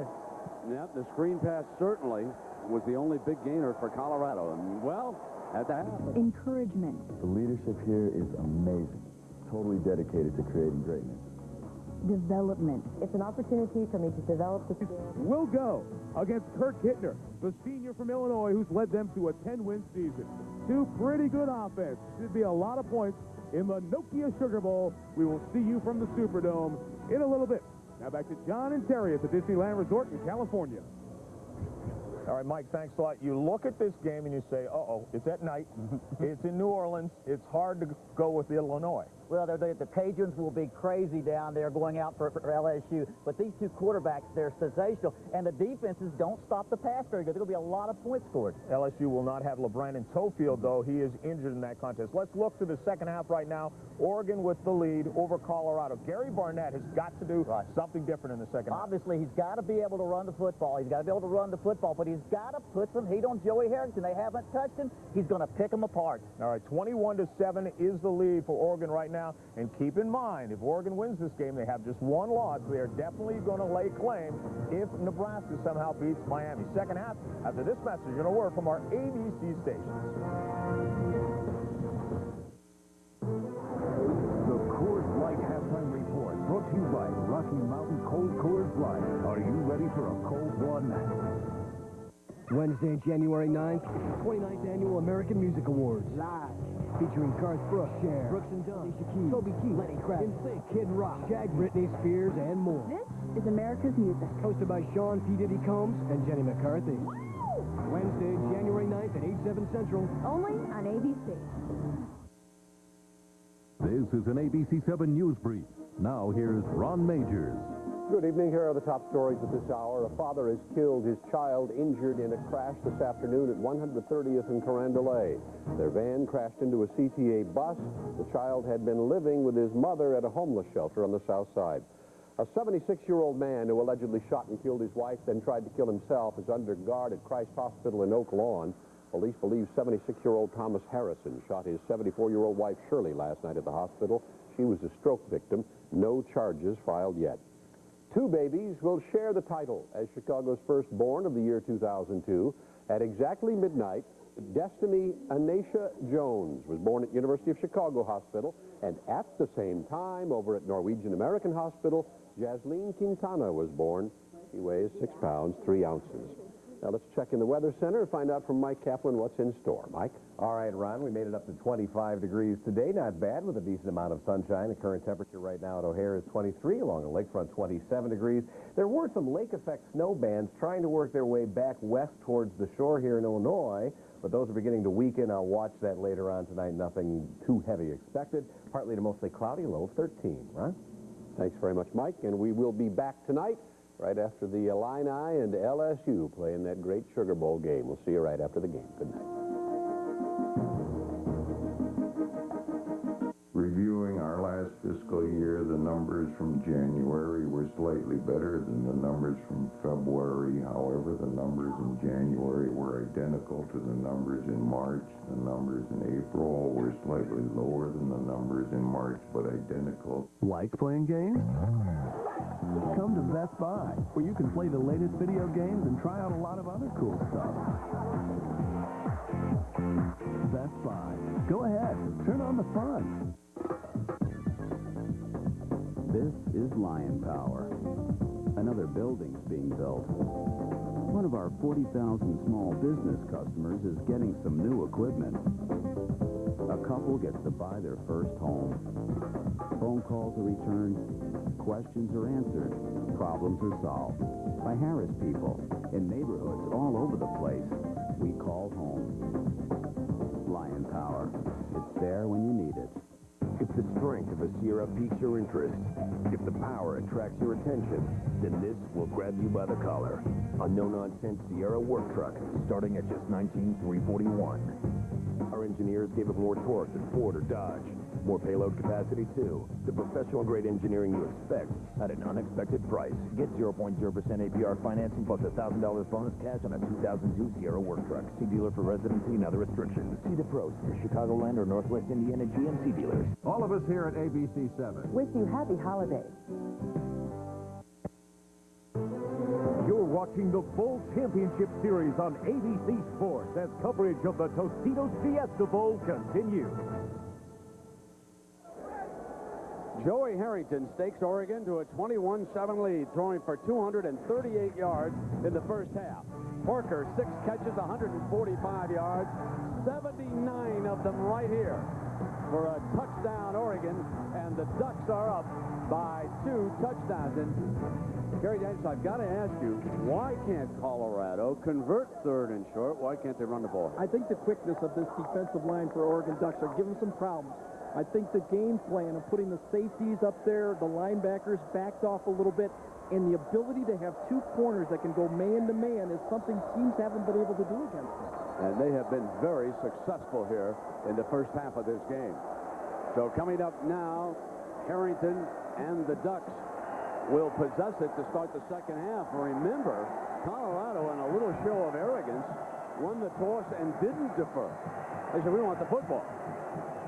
So now they've got to give it up to start the second half as Cemento loosens up on the far sideline.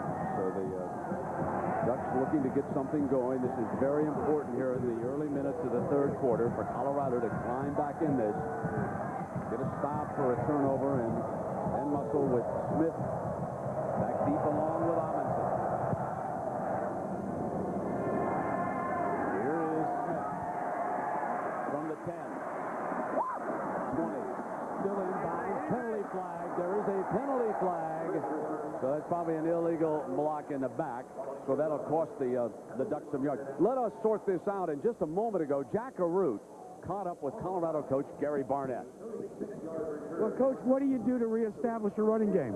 Well, we got to quit doing some of the things we're doing. And third and shorts, you know, we kill 2 drives on 3rd and 1s, and you know, it's hard to get creative and do what you're doing if you can't possess the football down there a little bit. And we're not throwing the ball very well. We just got to get back into our game a little bit. We got to win by 15 points. And we won't do it playing that way. Thanks, Coach. All right. Now they've got to win the second half by 15, and this first penalty favored Colorado, an illegal block in the back. And so the ball is brought back to the 12-yard line where Harrington and the Ducks will have a 1st and 10 as they break the huddle. Morris dashes out. He and Smith have been alternating at running back. Between them, they have been every bit as successful as the Colorado running back. They open with Morris. The commitment to the run that Bellotti talked about at the end of the first half. Well, one of the reasons Colorado has had trouble getting to Joey Harrington is because he throws the ball from different spots. Launched there, launched this way 2 times, and in the pocket 13 times. Because he moves around, and we showed how he throws the ball all over the field, Colorado doesn't feel confident to come after him with that blitz. I think they're going to have to, though. They're going to have to move up their corners, play bump and run, and put pressure on them no matter what. Look at that jersey. On second down, that short drop. Fire it out to the left-hand side. Put it in Parker's hands for another 1st down. Lewis, number 31, over on the stop at 25. It is time now for our Morgan Stanley storyline of this Tostitos Fiesta Bowl. Well, you can see it, 61 yards. And in fact, at this point in the game right now, Oregon has rushed for more yards than Colorado. I never would have believed that. Harrington has been dynamic, moving the ball around to different players. I think it's been a brilliant game plan, both offensively and defensively. And those Ducks, they may quack, but they're not cracking. Does that work? I think it does. Just underway here in the second half. It's down and 10 on the 25. There's that short drop, deflected, incomplete. Oh, had Colorado been able to pick that one off, Joey Johnson, the Hawk linebacker, was coming inside on it. And had he gotten that ball, it would have been 6 Colorado. Yeah, it was a corner blitz this time from the outside, coming right off here to the outside. Now watch this. Tips the ball, and Robbie Robinson, number 9, almost could have got it, either him or Johnson. And that's the big turnover that Nebraska and Texas gave to Colorado that Oregon isn't. Second down and 10 for Harrington and the Ducks. Fires to Howry. Howry short of the 30-yard line, and Lewis among those arriving. And already here in the second half, we see more black shirts around the ball carrier on the tackle than we saw most of the first half. More aggressive on defense. Vince Okru has decided that he needs to get after Harrington no matter what. Move your corners up. You can't play off 10 yards and blitz, though. Harrington will pick you apart. Move the corners up, come after him, and take your chances. Extra DB. Wood is on the field. 3rd down and 6. Look at this space here. Wait for the clear. Got it. It's Fields First down, a beautiful pump fake by Joey. Peel clears, and they cross midfield with a 21-yard gain. Another one of those finesse pass plays that's part of this Oregon defense. You're going to see Joey, just let him go right here, coming back in the pocket. He's going to fake the quick screen to a wide receiver and then go to the tight end down the sideline. Well conceived and completely has this Colorado defense off balance. In that case, you have to bring them. Bring more guys than they got. Challenge your corners to play man-to-man, but you can't stay off 10 yards and expect to stop this pass out. Running to daylight is Morris. Got the corner on the defensive back. Still on his feet to the 21-yard line. Morris. Touchdown. They couldn't bring him down. Morris, not to be denied, went 49 yards for the score. Holy cow. Coming right at you. Morris takes it. Bad angle to the outside here. First by Snead, and then a bad tackle. They think he's down. Two guys in the back give up on it. Spins off, goes over the top, puts his hand down instead of his knees, and sprints into the end zone. Now for the extra point.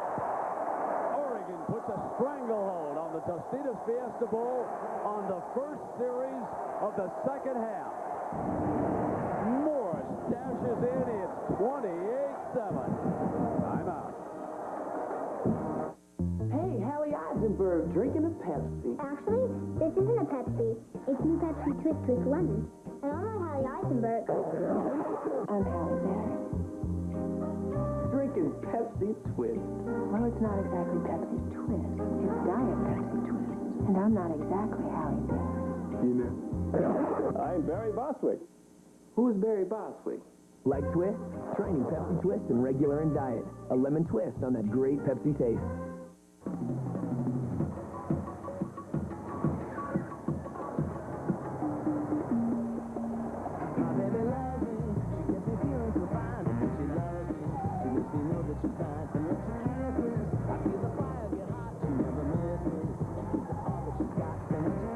The cars from Chrysler. So distinct. They have an attraction all their own. How do they see through the stockings? How do they see through the stockings? They're sheer. Right. But you're missing the point of the story. The woman's car is commandeered, stranding her miles from the nearest FedEx location. She's toast? No. Directly across the street. Her salvation. Directly across the street? Technically, it was kitty corner, but stay with me. Is it a mirage? I don't know. Is it a miracle? Yes. No. It's one of thousands of FedEx Express drop boxes strategically located at post office locations coast to coast. Keeping the engines of commerce well lubed. Precisely. What gets a child to college? The support of her family, of course. And now, the savings families can create with AT&T and UPromise. For every minute you spend on long-distance calls from home, AT&T will contribute to your child's UPromise college savings account. Get grandparents, relatives, friends to sign up, and their AT&T calls grow the savings even more. Because the more people behind a college student, the better. Start now. Enroll at att.com/upromise. A case that brings together father and son could tear two partners apart. It's us who got the beef. Your kids don't belong in the middle. New NYPD Blue, ABC next Tuesday. A statement being made by the Pac-10 champions, who satisfied the human voters, but not the computers. And now the Ducks have opened up a 28-7 lead. Opening drive of the half. It took them only 6 plays to go 88 yards. Morris bolting 49 yards for the touchdown. In case you're wondering, on the rule, he rolled over a player who was down. Knee never touched the ground, so he was not down. And that's why the run was allowed. High kickoff, going to be fielded at about the 6-yard line by Hollowell. Hollowell spins and brings it out to the 28-yard line. Take another look at this now, and you will see that as he comes across the prone player, knees don't touch the ground, so it's going to be a legal 49-yard run here by Morris. I think it was right Joey there. Johnson. Look at that. Over the top of Johnson. Knees don't go down, so it is legal. And he dashes the rest of the way. The heat is on Pesavento and the Buffaloes. And again, that Oregon defense stuffs the run. Johnson, the ball carrier. And he's eaten up in the middle of that defense. Kevin Mitchell, the linebacker, doing his usual outstanding job. Brent, this is the third time lining up strong. Gerard and Rogers have pulled to the weak side of the formation. 3 plays, 1 yard. Been stuffed. Every time they've tried to come away from their strength and pull their big guys, Oregon has been right in the backfield.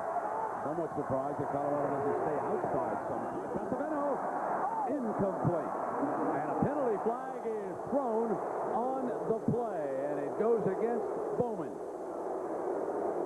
Well, that's the challenge. I think if you're Oregon, you live with a couple of those penalties because that allows you to put 8 and 9 men in the box. Bowman running stride for side, must have arm barred him. Put his arm out and kind of impeded the progress of the wide receiver. Bobby, let's see. Against the defense, 15 yards from the previous spot, automatic first down. Let's take a look and see if he sticks his arm out just as he starts. Yes, he gets leverage on the play by taking his right arm and placing it on the receiver's left arm. That's a good call. Yeah.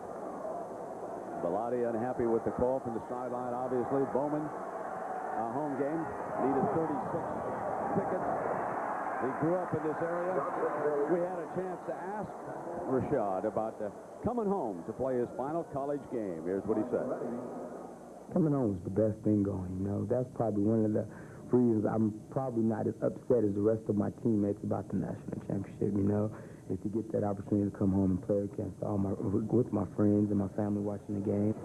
He's just a delight. I remember when Dan Fouts and I did his first game as a freshman. He's been a starter, underwent knee surgery. He plays a lot bigger than he is. Second down now and 9. Pesavento off the play fake, rolling hard to the right. And it is complete for a first down to Cedric Cormier, the senior from Houston. Colorado's starting to do a little bit what Oregon does with their passing game. Buy time by bringing your quarterback out of the pocket and then run the deep comeback. When you're facing bump and run, you can't just run fade route. You have to give them something else, and that deep comeback off of play action is very effective against that bump and run.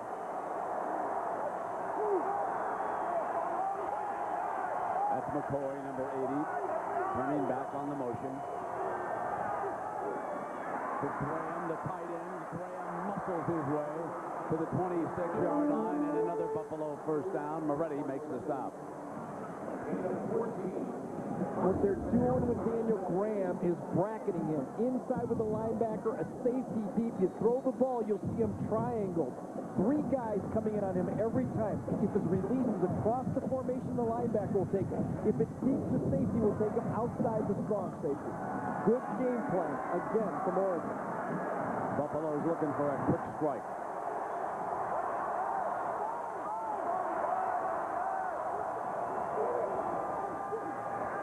Pesavento to take off. Very close to the line. Into the end zone for a touchdown goes McCoy. They're calling him over. They believe he was over the line when he threw it. This one is coming back. The referee made the call. The referee was the guy who ran up there and made the call. That's not usually the player, the official that makes the call in that situation. Now the line was the 26th. And as you look across at the down marker, it actually looks between the 26 and the 27. Did he pick it up? The passer was across the line of scrimmage when he threw the pass. 5-yard penalty plus slows him down. He's second down. 26.5-yard line. You can see it right there. Let's take one look at it and see where he lets this ball go. Second and 14 at the 30. Comes up in the pocket. Oh, boy, I don't know. I think that's a bad call. I think actually the referee, the official, out of position made the call, and that's why he blew it. Johnson is eating up. Well, we have Dave Perry, the head of Big Ten officials, with us up here in the booth. Dave, I know that you just had a chance to look at that replay one time. What's your feeling about the call and the man who made the ruling? Well, normally a referee would not make that call in order to be a line of scrimmage official. Extremely close. Going to have to look at it some more. I'm sure they will in the tape review. Looks to me like the ball was out of his hand before he got past the line of scrimmage, but I think the wrong official made the call. Trailing the play like that, it is so hard for him to make that decision when he's not looking down the line. That's what you hate to see. Incomplete, overthrew McCoy that time, and it is 4th down. So a terrible break for the Buffaloes here with 9:35 to go in the 3rd quarter. Down by 21 points. Gary Barnett needed that touchdown. I'm sure Oregon will stay with their defense on the field. They will look for a fake here and force Colorado to just kick the field goal. Jeremy Flores didn't kick the first half. He got a 47-yarder. He played at Scottsdale Community College before going up to Boulder. No good. So he missed the 47-yarder. So we can say that nothing is going right for the Buffaloes. And they trail the Oregon Ducks 28-7. This one was close, but he just pulled it too much. Time out.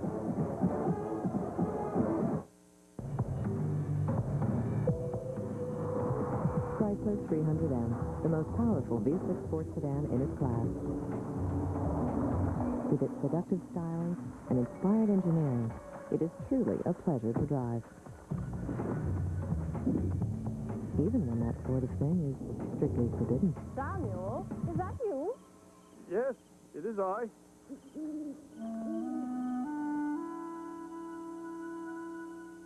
Do you like the conditioner and shampoo in one? Why, Tostitos Scoops, the dip lover's chip. Dig in. Nokia. Personalize your phone, your life, your world. Nokia, connecting people. ESPN. Which sports center do you watch? Mornings, evenings, late nights? And Chrysler. Drive equals love.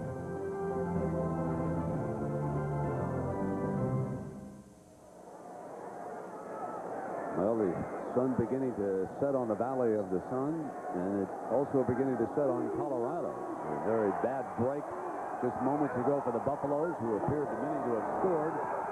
Joey Harrington on a great play fake. He's got the fullback running free for another 1st down, and that's Josh Line, the senior from Springfield, Oregon. 16 more yards for Joey Harrington, who has now thrown for almost 300. Just another different play from Oregon. You can never settle on exactly what they're going to do. 1st down, they're going to throw deep. 1st down, they're going to run the counter. 1st down, they're going to run the bootleg. Colorado, needs to man up and come after Harrington. It's their only chance in this game, and they're off 10 yards again. Parker's in the slot. Got him again, and he is hit just as soon as he touches the ball by Michael Lewis, the safe. Take it with Jackaroo.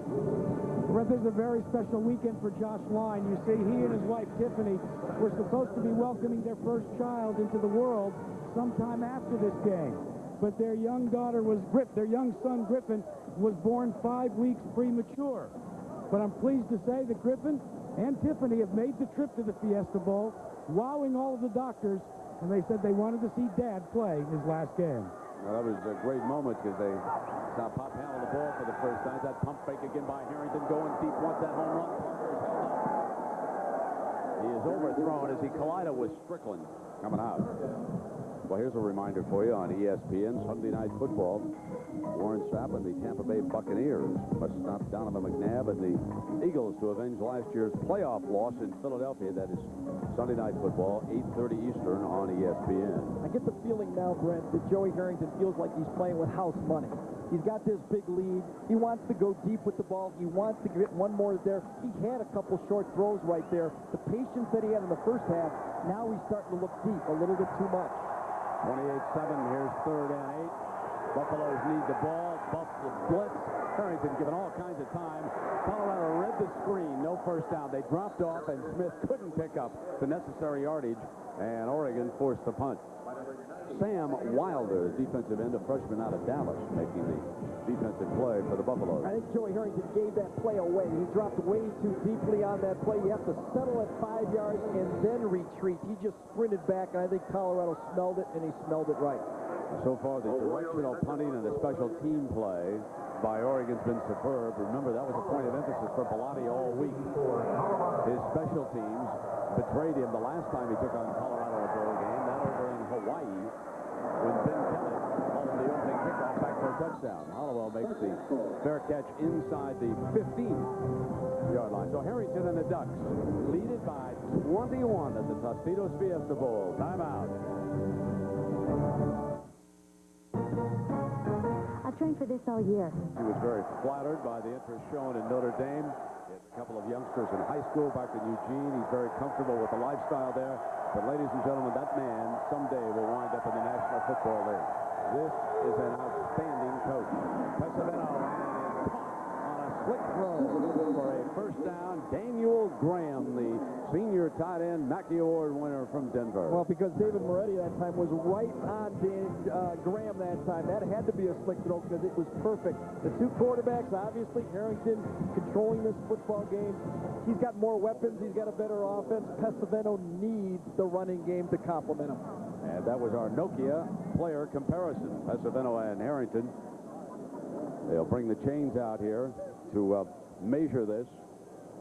The big story of the game, forget the star, who is Joey Harrington, but the big story has been the ability of Nick Aliotti's defense to stop the Colorado juggernaut after watching what they accomplished against Nebraska and Texas, and then to watch them being held to 7 points and only 64 rushing yards.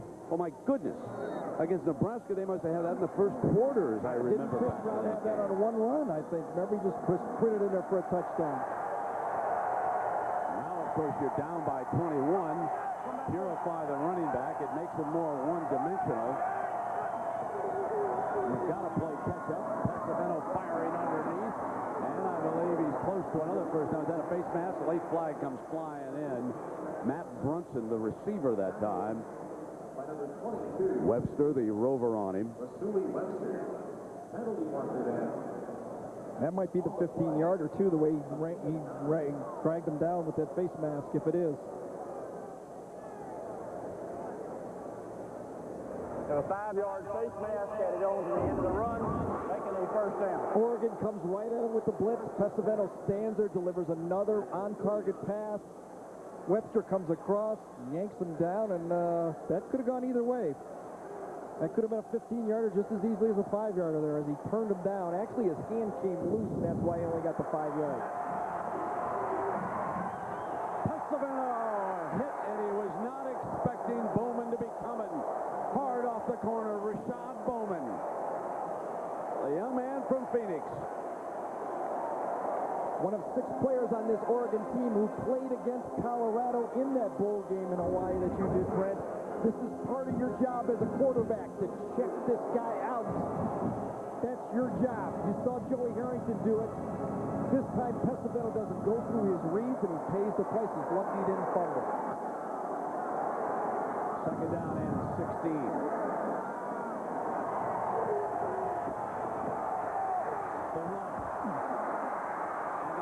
Goes purified, battling close to a first down, a powerful run with Lewis making the stop for the Ducks.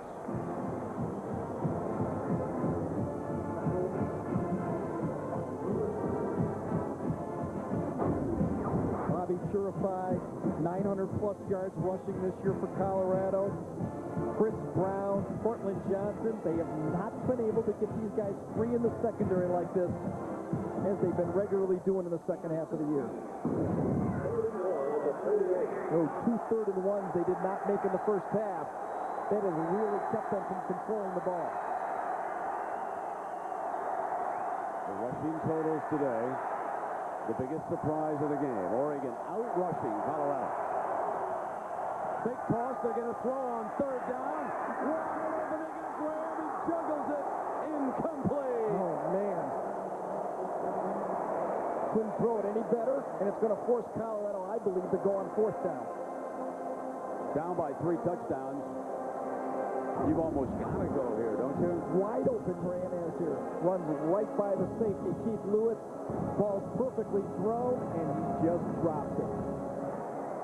So Colorado 0 of 3 now on 3rd and 1. So let's follow Gerard.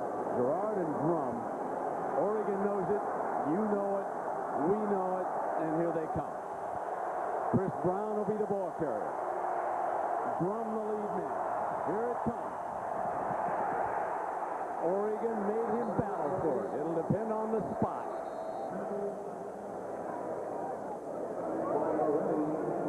So it appeared from that spot that he's got the first down. You can see the man that came over from the line. Gave him the spot. Sure didn't blow it up, though, did they? Oh, they didn't.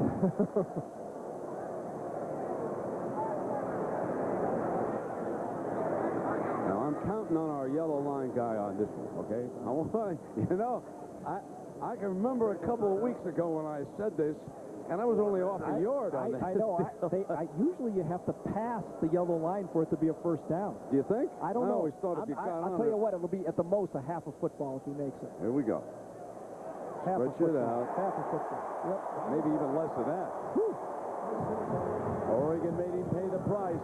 Inside of 5 minutes left in the third quarter. Colorado cannot waste time. They've got to strike. Oh, can you believe that Graham would drop a ball that wide open? He was running free. I think he was looking at where he was headed for the end zone. The 2 players that were suspended and were allowed to start this game but missed a field goal and dropped a potential touchdown pass. Big story in this game. The fake draw, middle, long, incomplete, and a great reach at the end as Bowman had the coverage on Brunson. If you have enough guts to go man-to-man with your corners on wide receivers in college football, you can crowd that line of scrimmage. Bowman, stride for stride, he thinks he's going to intercept it. Actually, Brunson knocks it away from him right at the end of the play. Second down. Purified. He's rushed for 24 yards. The running back here on second down. And hit on the handoff. Read perfectly by Kevin Mitchell, the sophomore from Orange, California. It was a finesse play, Brent. It was going to be a reverse. They were trying to bait him to come inside this way. At the end of the play, he just doesn't read it. He goes for the running back. Mitchell just makes the tackle before the reverse guy right here can get the ball. Mitchell's been all over the football field. He's also stepping in as the long snapper on punts today because the regular long snapper came up with an injury. He has never been the long snapper on punts before, but he's a good athlete doing the job. Here's Pesavento. Drew time. Goes to coverage. And it's intercepted. Smith's second of the game. Smith with his second interception of the game. The senior from Rancho Palos Verdes picks off Pesavento again. Really don't know what Colorado is trying to do here. 2-man route, third and very long. The safety's back in the middle of the field. When you only have 2 guys out and you have a safety standing there, 4 guys covering 2, you're most of the time going to get this ball picked off. Hi, I'm Special Shane. Hi, Mom. This is Steven, my fiance. How you doing, man? Happy New Year, Mom. And this tailgate party at USO Camp Casey, Korea is brought to you by Tostitos. And what a beautiful view as the sun sets on the desert here in Arizona. The Tostitos Fiesta Bowl, Oregon, and Joey Harrington leading Colorado 28-7. The story has been the Duck defense. They've limited Colorado to 69 rushing yards. Got them in a passing mode with that score. Now they've been held to 208 yards of offense. Harrington back on the field, goes to work on the clock now with Smith, the ball carrier on first down. Johnson making the stop. Colorado must have the ball back quickly as Oregon begins to bring it down, and Craig Oaks, who gave up his starting job because of an injury to Pesavino, starts to warm up on the far side, and perhaps we will see him as Pesavino takes a seat, trailing 28-7. Pesavino with those 2 interceptions, winding up his career at Colorado on a down note for the young man. Who's a fine young man who hung in there even though he lost his starting job. He's the very epitome of never give up. But things not going his way today. Harrington snaps it off to Howery again. Howery is surrounded at the 25-yard line, and Michael Lewis making another stop. Remind you that coming up next on our triple header, BCS will take you down to the Big Easy, to the Nokia Sugar Bowl. Illinois, winners of the Big Ten, will take on LSU, champions of the SEC. We've had about half the field in the BCS this year. Came into the season unranked. 2 of those teams, Illinois and LSU, will meet tonight in the Nokia Sugar Bowl. Here in the Tostitos Fiesta Bowl, Colorado came out of nowhere to win the Big 12. Oregon, though, was one of the favorites all along for the Pac-10. Their only loss this year at the hands of Stanford. As Harrington on a quick pop over the middle of the tight end, and he is out to the 38-yard line for a first down. Justin Peel, the senior from Dublin, California. Love the way Harrington delivers this ball. He just doesn't lay it out there. He rockets this ball. He knows he's got a hot. As he backs out, he just gives it to his tight end. Another first down. Doesn't throw it off balance. Fires it right at those numbers. Harrington receives more punishment when he plays the piano than he has today against this defense. They're blitzing. They're just one step ahead. Blitz them hot. You got to cover them. You got to move up and cover them. Colorado's playing 10 yards off.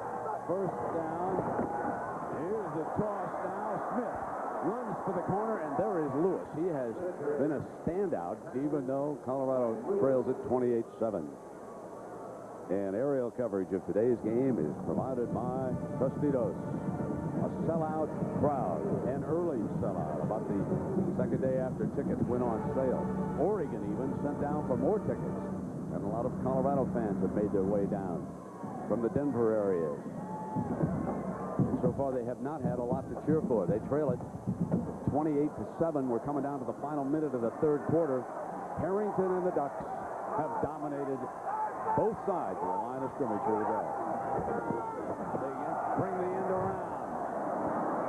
Willis to the 45-yard line, and it'll be third down and about, make it 3 or 4 now coming up. Nice block by Ontario Smith. Just outside of your picture here is going to come out and get the last men on the line of scrimmage. Does a nice job here getting Massini right there. Number 2. Oh, boom. Perfect. That springs it for the yardage. Positive yards instead of negative yards. Well coached, doing his job. Senior player being tended to. Colorado Buffalo down. Gary, as we think about the game itself and the entire game, what surprises you the most? We had expected a high-scoring game with both teams trading punches, and Colorado's been unable to score for Barnett. Well, there's no doubt. I mean, Colorado thought they could mash them. They felt that they could knock them off the ball. They knew they didn't have a great passing game. They knew their own corners might not be able to stand up. They thought they could control the clock and take the pressure off their quarterback. That's been the story of the game. They can't run the ball against this Oregon Duck defense. Aliotti, the defensive coordinator, and he was very open about the game plan. In fact, he could have called Barnett and told him, because he told everybody else. He said, we're going to man the corners about 75% of the time. We're going to put 8 or 9, and then we're going to maintain those gaps. We don't want the cutback runs that Colorado had against Nebraska and Texas. We're going to change the front from time to time. It was a very open game plan, nothing secretive. Here's Harrington. He's got another one for a first down at midfield. Joey Harrington put it into the hands of Parker. So when you go back to the matchup of the defensive coordinator, Aliotti, against Watson, the offensive coordinator, it has been lopsided here today. Nick Aliotti has had Watson's number as far as programming the defense is concerned. Look at this space. You've got to crowd the line of scrimmage. It's 3rd and 5. You can't give him that easy throw. He'll He'll pick you apart all day like he has. We've come to the end of the third. Oregon, 1 quarter away for arguing for at least half a national championship. Back after this message and a word from our ABC stations.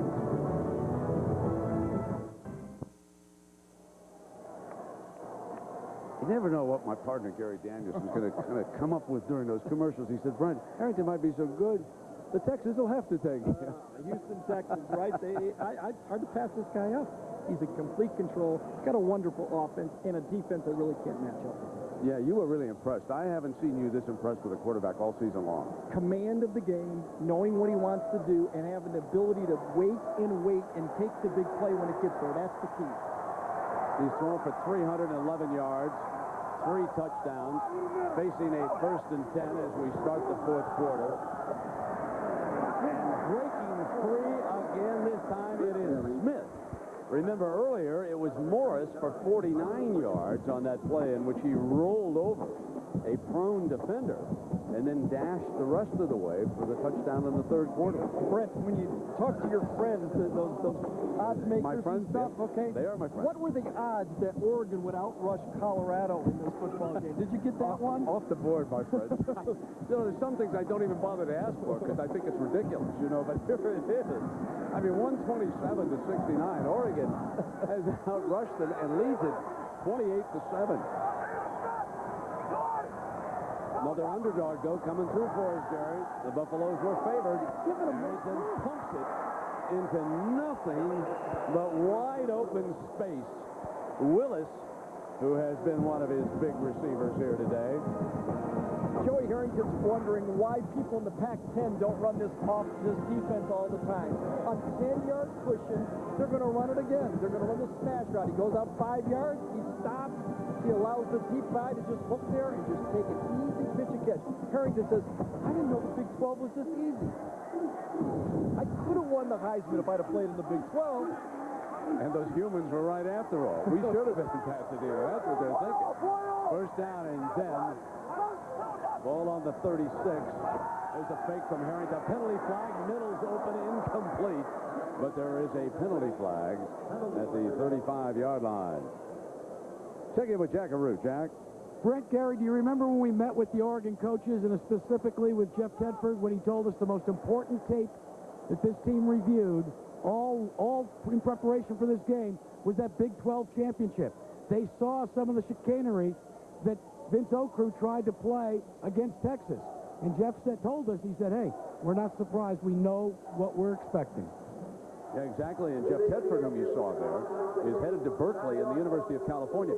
Sort of interesting because one of the stories we pursued early on with Bellotti is why did you keep Tedford here and not turn him loose? If you talk to Bobby Bowden, he probably wishes a year ago that Mark Richt had gone early to Georgia after he was hired. But Bellotti said, we talked it over. Jeff said he wanted to stay with the youngsters who he had helped bring in to Eugene. He hired his assistant coaches early on. We thought he had Berkeley well taken care of.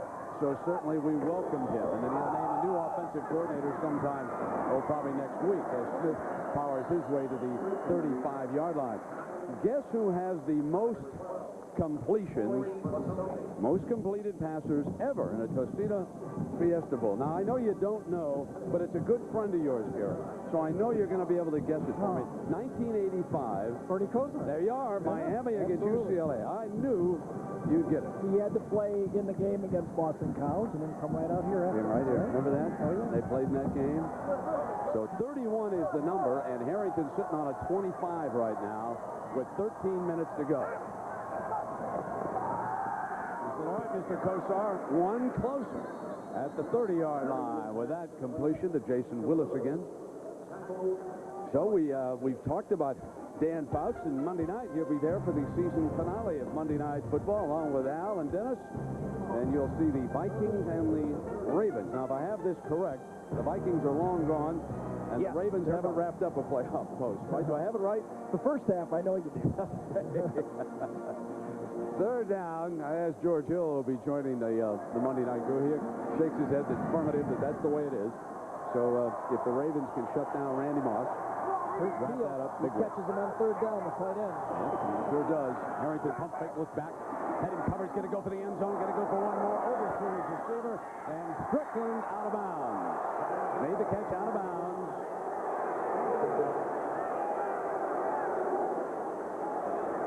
So fourth down coming up for the Ducks here with 12 minutes to go. Well, they keep coming at you, don't they? That number 3 jersey, as you've been pointing out, I mean, that's as clean as a kicker's jersey after the game. Absolutely. I mean, just take a look at number 3. You put it down right. That's as dirty as you've been all day. He can put put the it, one knee down he can for frame Siegel. it right after this game. He can just put it in a frame. 47-yarder. Slips it through, just like that. His long 46. He's got a new one at 47. And it's 31-7. Timeout. The Tostitos Fiesta Bowl, 74,118 and 16. The last 17 Tostitos Fiesta Bowl games have been complete sellouts. One of the great settings during the bowl season. This, of course, hosting the BCS game. Next year, the championship game of the BCS will be played. Colorado being upset 31-7. Hollowell being sealed in the corner. Coming out from the 10. Looking daylight, slips him down at the 20-yard line. Well, let's remind you about the job. A new year and a new season, but still the same bad attitude. Dennis Leary back at the job starting Wednesday, January 16th at 9:30, 8:30 Central right here on ABC. What a job this defensive unit of Oregon has done against Colorado. And Craig Oaks checks in at quarterback. The sophomore from Boulder replaces Pesavento. They drop him back in the shotgun. Intercepted on his first pass, and he's done it again. Steve Smith, 3 interceptions on the day. He will be the defensive player of the game as he picks off Craig Oaks, throwing his first pass of the game. And Harrington and the Ducks are in business again. Crossing route. Oaks probably fired up, got a lot of juice in that arm, wants to show things. As he throws the ball, he just throws it too high, just tipped, and there's the freebie. There's the freebie right there. Smith gets his third one, and that was just a ball poorly thrown, and Colorado pays the price. Marcus Houston, number 21, had checked in for the first time, and it was off his hand, the running back for Colorado. So now Morris inside the 25-yard line. Remember now, both Morris and Smith have scored touchdowns. Morris rushing, and he's gained 88 yards on the ground. He's the leading rusher. But Smith took that shovel pass from Joey Harrington, one of the 3 touchdown passes that Harrington has thrown here today in this game. So coming down toward the 11-20 mark, leading at 31-7 with a second down and 9. I keep throwing the ball if I'm Oregon. I put points on the board, points on the board. I want everybody to see how many we scored against Colorado if I'm Oregon. Throw it. Here comes Harrington moving hard left, fire shot complete. It'll be first and goal at the 5-yard line. And it took 5 black shirts to bring Justin Peele down that time. And Oregon going to make a statement now. 19 more yards, and this is a team that wanted to be in Pasadena.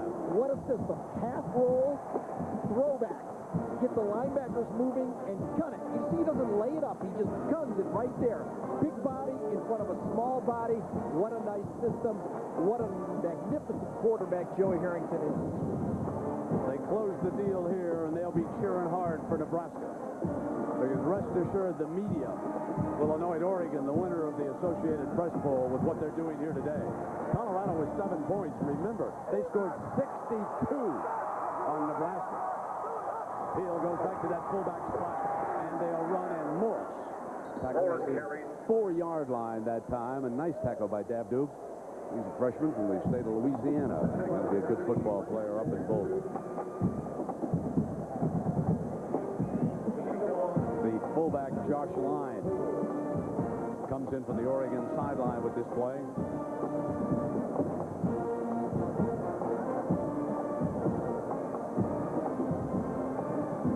Second down and goal for Harrington. He's got his fullback in there. He could be the lead blocker for Morris.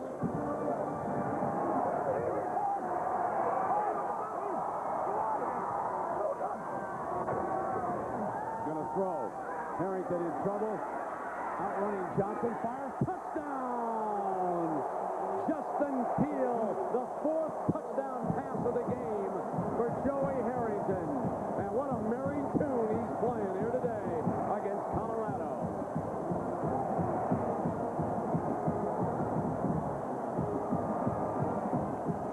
Same play that Colorado used against Fresno State. Fullback in the flat, tight end deep. It's not there, so what does the tight end Peel do? Finds a different area, and buying time, Harrington comes back to him and makes the throw. You know who he's playing right now?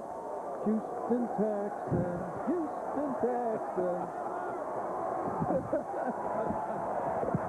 There's the extra point being added. Harrington saluting the crowd during each home game. 50 friends and relatives chartered a bus and drove from Portland. They were there to see Joey Harrington, and are they ever enjoying this? Timeout.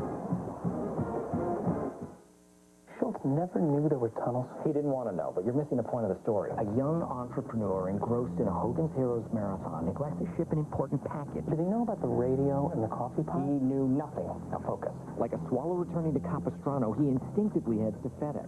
They give his small business package the big business treatment, and another hobgoblin of success falls victim to FedEx efficiency. What is a hobgoblin?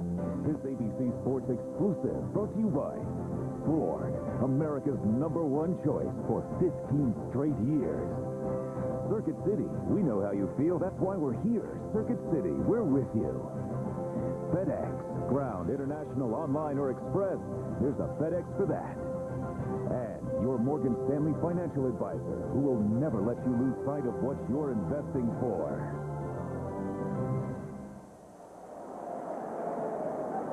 Joey Harrington has thrown for 350 yards here today. He's 28 of 42, 4 touchdowns, 1 interception way back in the first half. Wrapping up a fabulous career at Oregon. The offensive player of the year this year in the Pac-10. Here is Hollowell. He'll try to light a fire for the Buffaloes. The 20. Cut loose, tries to find another crease. And makes the most of it to the 31-yard line. Well, Joey Harrington, also a piano player. And what a tune he's played for us today, huh?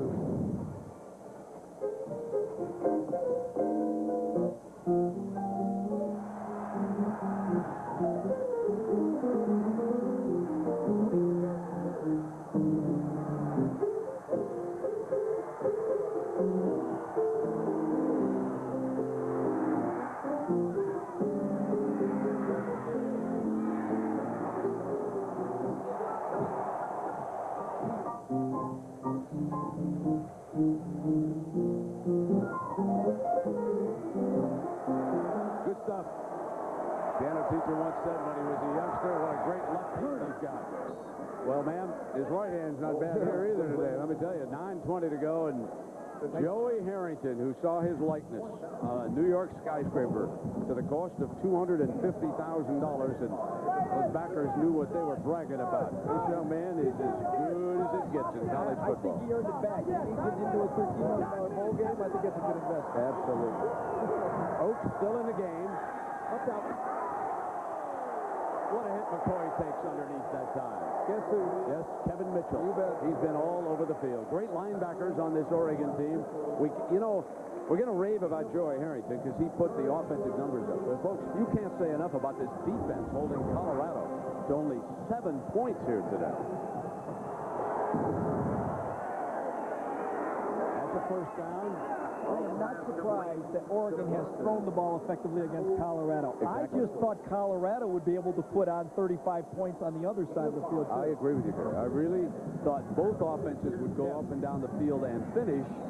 And, of course, we were so impressed because we watched Colorado dominate Nebraska and Texas in person. But Colorado didn't have the turnovers in this game like they had against Nebraska. Oh, the gamble doesn't pay off. Here comes McCoy.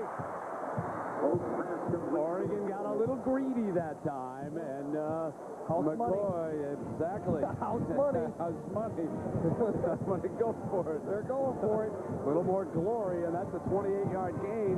And Oaks will try to finish off here with 8.5 minutes. We've had 45 points scored in this game so far. See, Bowman's a veteran. He knows Brett Musburger's doing the game. He wants Brent to do one of him running down the field with an interception. You've done him before, right? Oh, A couple times? He's a dandy. Love to talk to him, or I should say love to listen to him. Yes. He was so focused, such a great leader in practice the other day. Yeah, isn't he, though? Yep.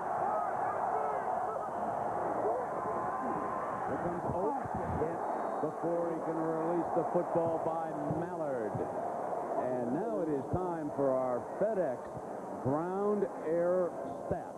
Rushing yards today. That's not a mistake, folks. The Ducks have outrushed the herd. As far as passing is concerned, no contest. All Joey Harrington for 350. Out of bounds, Graham, the intended receiver. I think there's a penalty flag down on the far side here at the 8-minute mark. So referee Ford's last game, you know, he made a big call. When you go back to a big moment in this game, Colorado had a touchdown call back because they said Pesavento had stepped over the line of scrimmage and it was an illegal forward pass. And clearly that will be the controversial play of this game. So we're at the Tostitos Fiesta Bowl, a sellout crowd here in Tempe, Arizona. The lights are turned on. Colorado and Oregon, and you know the storyline. The winner here will root hard. The penalty is declined. Third down. The winner here will root hard for Nebraska to upset Miami in the Rose Bowl when they play for the BCS championship. Then they can hope the media would crown them at least co-national champions along with Nebraska. And Oregon has made a strong, powerful statement so far here today. But nothing has figured in college football this year. It has been a wacky, wacky season. Oaks is in trouble, and he's going down. Down at the 48-yard line, Keith Lewis, the free safety on the blitz. It was Mallard, Mallard first, Lewis the second time, and it has been a disaster trying to throw the ball. Colorado is not made for this type of game. Even though Oaks threw 50 times against Fresno State, Oregon is not Fresno State.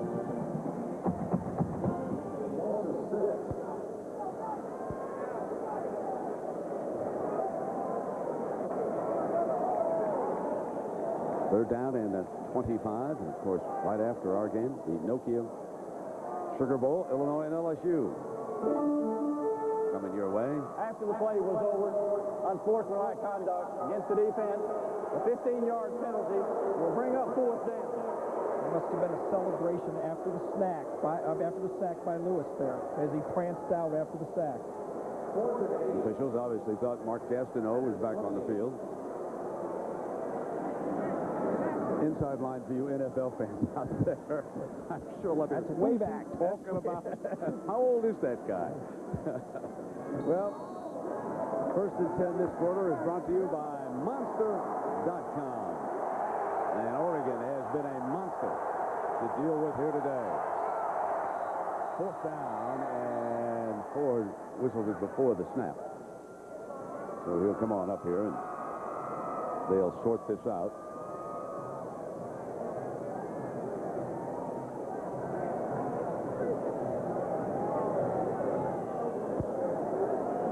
Well, we talked about what both teams had to do, and I think have it, keep it turned out to be the biggest. When you have the ball, you got to keep it against a good offensive football team. 3 turnovers from Colorado. Stay balanced, okay, but not being able to run it.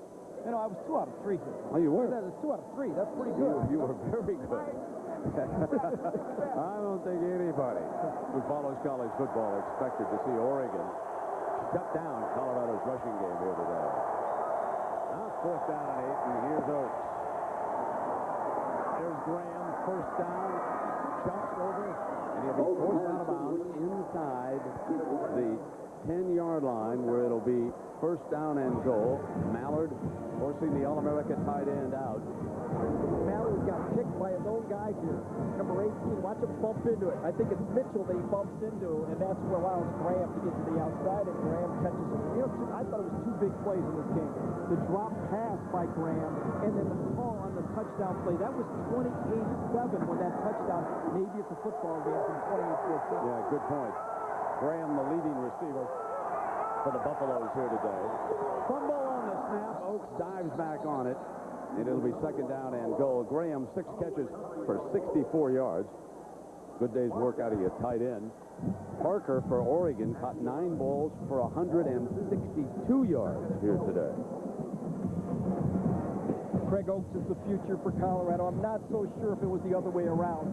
If Pesavento was a sophomore and Oaks was a senior, I think we'd still be seeing Pesavento. But you want to take advantage, give Oaks some playing time for his future, for Colorado's future next year. Second down and goal. Houston still a running back, and he didn't help his quarterback out much that time. The young running back, number 21, unable to pick up some of the rushmen from Oregon that time, and they just swarmed all over the quarterback. Kevin Mitchell, Olshansky is there, and 21 have to prove on his blocking skills a little bit. Only one returning starter came back to this defensive line for Oregon this year. That was McEwen. And really, one of their best playmakers, Tennerton, has barely played in this football game because of a bad ankle. They still have been able to hold up all game against the run. 5 seconds on that play clock. Oaks has to hurry. He's down to 2. Didn't get it off. Oaks didn't check the clock. That's going to cost him 5 yards right now. And let's remind everybody that on Sunday, January 27th, Stephen King, the modern master of suspense, will bring the terror home. Rose Red. Sunday, January 27th, only on ABC. Do you like those scary deals, Gary? When there's a lot of people around, by myself, not really. Better than playing against the New York Giants, though, when Lawrence Taylor was there. The first down on the 21-yard line. Deep drop. Oaks going to try to fire it. High, incomplete. Oregon's coverage also has been outstanding here today. They have closed, and they've helped those corners. Webster, the rover man, back there. You just can't say enough about Alioti's overall defensive package here today. It has been terrific. You don't win the Big Ten championship, even though this is the second last Pac-10 championship without being able to play some pass defense. They could have won the Big Ten with this team, too. You're right. Down, and Flores, and he kicks the field goal. So it is 38-10 after the 39-yard field goal. 5:53 left. Timeout. SEC champ LSU, the Nokia Sugar Bowl, coming up next on ABC. Now, the Nebraska fans are all over. The other night I'm walking here in Tempe, and a couple of them are on bicycles, and they're taunting the Colorado fans. They're pedaling by and saying, hey, you guys wish you were in Pasadena, don't you? Ha, ha, ha. And off they pedal into the night. And here are a couple of others with the old Eric Crouch banner. And, of course, we'll see Eric Crouch in Nebraska Thursday night against Baylor. Well, Colorado enjoyed a great run, capturing the Big 12, beating up on Nebraska up in Boulder, Colorado. As far as Oregon is concerned, they have lost only once. So Oregon's only loss this year came at the hands of Stanford, and 2 punts were blocked by Stanford in that game. And it brings up a story that we're going to relate as we show you that videotape. And this is whistle before the snap. The up back for Oregon was a backup quarterback, number 10. And on the first one, he doesn't get his man. But Bellotti is told that a guard missed the block. So they leave the young man in. And the quarterback gets overpowered again. And Stanford blocks the second punt.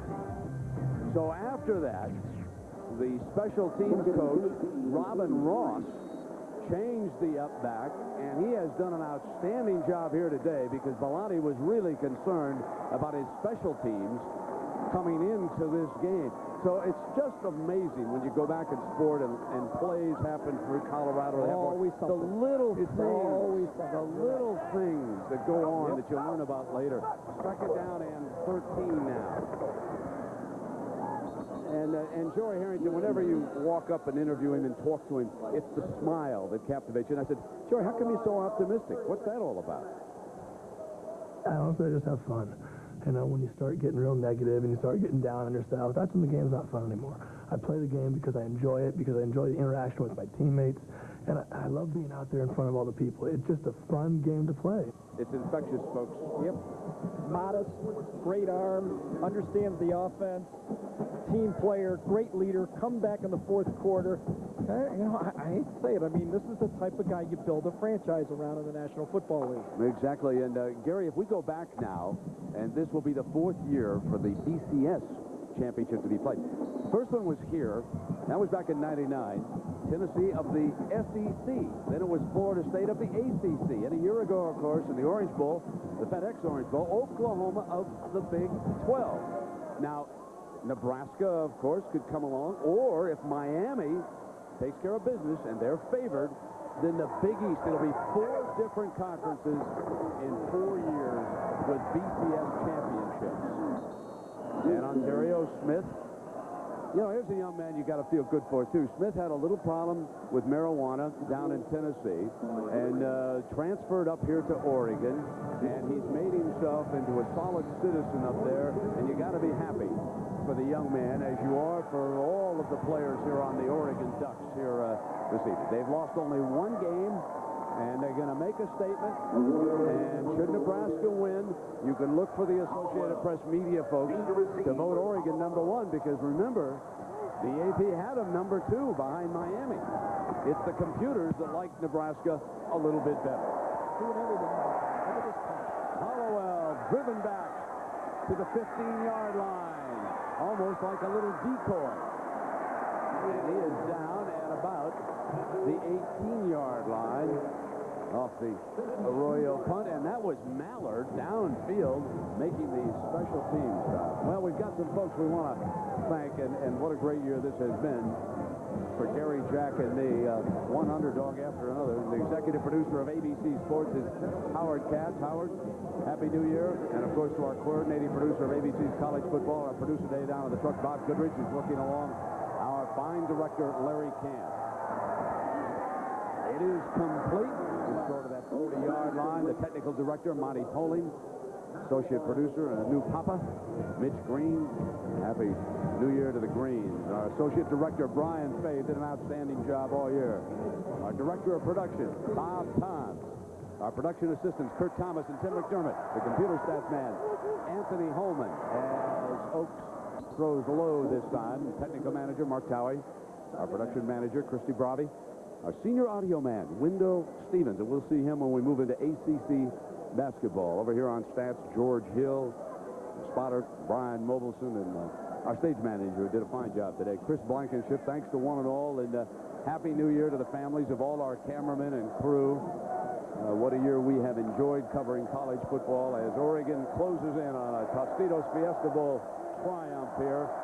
2:53, and I'm sure the crowd from Oregon starting to chant, "We're #1, we're #1." Short drop by Oaks. And complete to the 42-yard line, and Graham again, the leading receiver, with his 7th grab of the game. And a reminder to stay tuned for the Ford mid-game report featuring scores and highlights with John Saunders and Terry Bowden from Anaheim, California. They'll set the stage for the Nokia Sugar and the Rose Bowl presented by AT&T on Thursday night. And then don't forget, tomorrow night, the FedEx Orange Bowl features Florida against Maryland. And, of course, that game will be sold out largely because of the Gators and their fans that will be down there to see Brock Berlin, perhaps, as the starting quarterback. And now some of the young defensive players who played a whale of a game being brought off the field to a huge ovation here in Tempe. And Oaks has got Graham again for a first down to the 41-yard line inside of 2 minutes, and doesn't take long, does it, folks? It doesn't take long for the T-shirts to come out. Take a little chance before the game, you print them up, you make money after. That's capitalism, isn't it? It is. It doesn't work, you got to eat them. It certainly is. I was out there walking a few blocks with Willie, a ticket broker from Denver. I said, how's business? He said, well, it was good early. It was kind of slow this afternoon. I said, well, give it time just before the kickoff. Oaks fires deep and out of bounds. Check in with my buddy Jackaroo. Jack, I'm going to miss you next week, partner. Yeah, I'll miss you too. We'll get together. You want to know where Joey Harrington's going to be Thursday, Brent? No, not in front of a TV watching ABC's coverage of the AT&T Rose Bowl. He and his family have decided to attend the Rose Bowl. I'll guarantee you that he will be one duck rooting for the Cornhuskers. And we'll have to tell Mark Loomis and Patrick McManus of our crew to find him. He'd be a pretty good cutaway over there for Keith. Yeah, that's going to be a very interesting ball game. Second down. Hollowell, the motion receiver. And Oaks is going down at the 41-yard line. Darrell Wright, defensive end from Fort Pierce, Florida. Well, you see Florida. You know, the one thing about the BCS, Gary and I have figured out a way just to shorten it. Just find the champion of the state of Florida and then pick the best every team to year. take them Every on. year they got you. Yeah. They've been Oaks very rusty to me. He just looks like he's just not used to playing. That's Houston, the receiver. The running back at the 30. And that's a first down, stopping the clock at 1:13. So we get a look at the redshirt freshman out of Denver. And it has been a long, tough afternoon for Barnett and his staff. This is not what they expected. Being held to 10 points here today. And I don't take any excuses either. He said his team was ready. He said they had great practices, very focused. They've never been around a team as focused as this one. Just kept flat out beat. Now, I think the Oregon coaches, if I had to give a special game ball, obviously you've got Joey Harrington, Smith with his 3 interceptions, but I'd give a special game ball to the coaching staff at Oregon. I think this is about as well prepared as I've ever seen a team meeting a team that is on an enormous high. I think Bellotti and his entire coaching staff really had the answers. I mean, they really shut that offensive line down here today with that gap-control defense of Aliotti. And Colorado was never able to respond. They didn't counter back off that. So coaching is so huge in any level of football. That's why these guys demand millions of dollars. Second down and 10. Underneath on the pass to the 18-yard line. That's Cormier. I also think that Colorado lost a lot of confidence with that deep pass early in the game, that 79-yarder. They just seemed to back off from there in the secondary. Defensively, they just lost all confidence in their game plan. Well, you look back at the Nebraska game, and of course, Nebraska's not built that way. They don't throw the ball deep. And McCoy almost free to the 5-yard line. 30 seconds left here. And it'll be first and goal, and maybe the Buffs will put up another touchdown here. There's Kevin Mitchell back there making another find. And in Texas' case, Chris Sims made all those first half mistakes and put the Longhorns in a duel. But here today, Joey Harrington, they didn't rattle him. Their changeups didn't fool him, and he was right on the money, except for one high bad throw, incomplete at the goal line.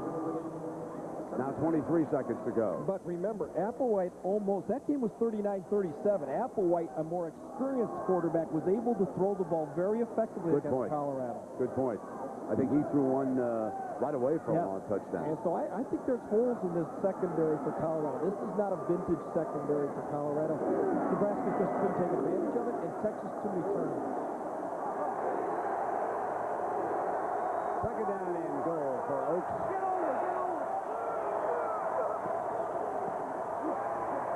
Got a man. Touchdown, and it was easy. A mistake on Graham, and he was running free. Yeah, that's 15 yards. Absolutely, Daniel Graham. You're getting beat 38-16, and you're going to dunk the ball.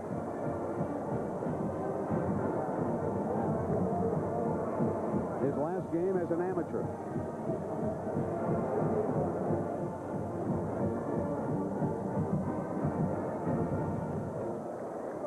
So they'll bring the try back because of the celebration. Bellotti's got the victor's T-shirt out. Final 18 seconds, thanking some of his fellows, especially the seniors. In a fine senior class. exudes class. He's always a pleasure to be around.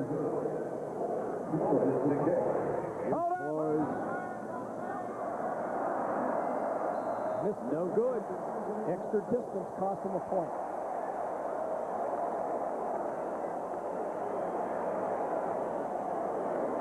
Daniel Graham's a wonderful football player. He's going to be a tremendous NFL player.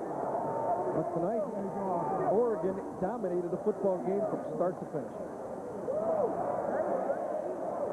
Pull back out in the flat. Daniel Graham goes deep to the back of the end zone, wide open. Oaks delivers it perfectly, and give it a little bit of a dunk shot at the end of it. And, well, he got 15 yards.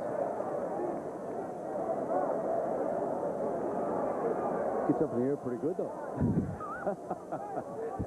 Wish you would have got up in the air and caught that one earlier in the game. Yeah, held on. Remember that? Yes, he actually had the ball. Yes, I do remember that one. Also remember that he missed Percy, too. There's a nice moment. Harrington and Bowman down there, close by Jackaroo. This is the dropped ball by the Mackey Award winner. He got away from him. No excuses. In fact, there are no excuses in this game. This is Oregon's football game from beginning to end. They put 497 yards of offense up there. We think of Joey Harrington. He has now thrown 10 touchdown passes on this field in his last 2 games. Remember, he got a half dozen a season ago against Arizona State. So he loves playing here. Almost 800 yards. Maybe the Cardinals should take. Oh, they got the Jake. There's the onside kick, and it'll be downed with 17 seconds to go. And now the Ducks can come on out here and wrap this one up.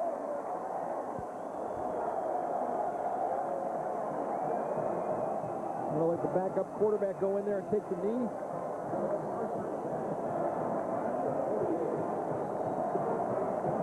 Well, we mentioned that the Oregon line at the top of our broadcast had given up only 11 sacks all season long. Today, they gave up 0 sacks, as in 0. And I can only remember pressure once when I thought it was meaningful pressure. And I think that's way back in the first quarter. So here's 5 handing off the line. There's a penalty flag down and 10 seconds.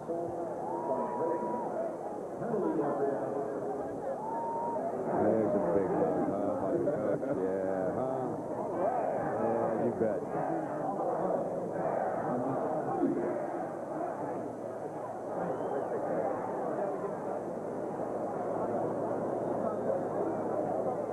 And this man about to make perhaps his final announcement. He's retired. 5 yards face mask penalty. Attacked on to the end of the run. He's second down. He's been a good official down at the SEC. And perhaps his final announcement is for a face mask tacked on at the end of the run. And here comes the end of the game right now. Oregon wins the Tostitos Fiesta Bowl 38-16, and down we go now to Jackaroo. Jack. Joey Harrington, congratulations. You are the king of the Tostitos Fiesta Bowl. Now, what sort of a statement does this make for the national championship? That's not up to me. It's up to everybody watching the game. We played our hearts out today. We played against the hottest team in the country. Just take a look. Just take a look. Now, you're going to be rooting for Nebraska? You better believe I'm going to be rooting for Nebraska. I'm going to be sitting with my friends and my family and watching that game closer than anybody else. Congratulations. Thank you very much. There we have it. Joey Harrington and the Oregon Ducks with a huge win. Again, the final score, 38-16. Oregon wins it. And ABC Sports is online at ESPN.com. Keyword ABC Sports. Stay tuned now. We'll be right back with the Ford mid-game report after this. So long, everybody.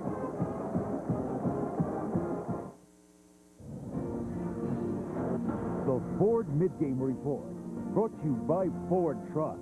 The best-selling trucks are built Ford tough.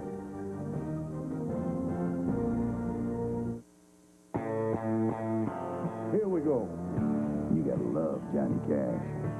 The man in black's the kind of guy that doesn't need sparkly outfits, synchronized dance moves. Johnny just bleeds every note till he brings the house down. I'm just saying. Don't send a boy band to do a man's job. Ford F-Series Super Duty. Built to tow the line. Built Ford tough. That's the way to get it done.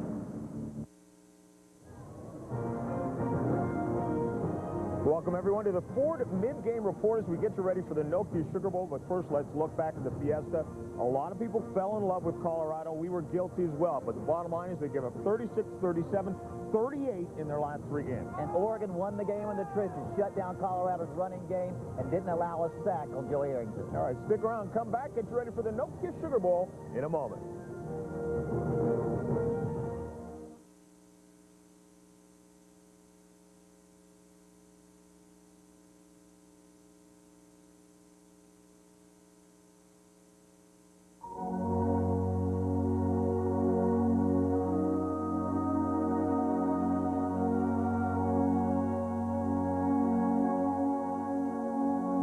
My hands speak to me. They tell me secrets. They tell me of time and patience. At least, that is what my hands say. The all-new Lexus ES300. A new world of luxury.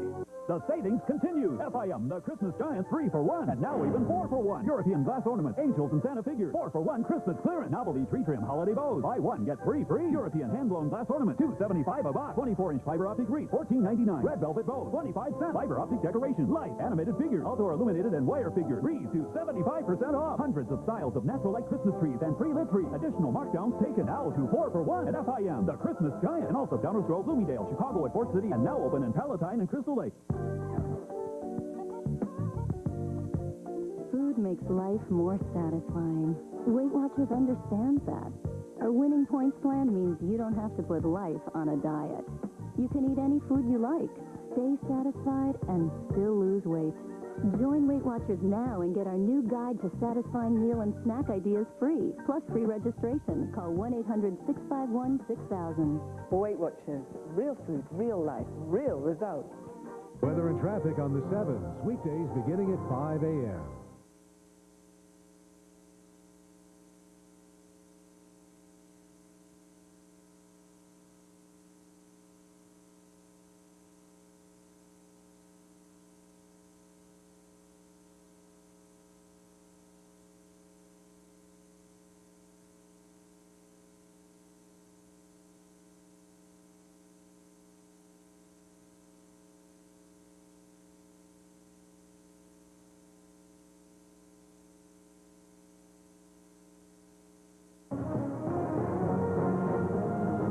ABC Sports proudly presents exclusive coverage of the Bowl Championship Series.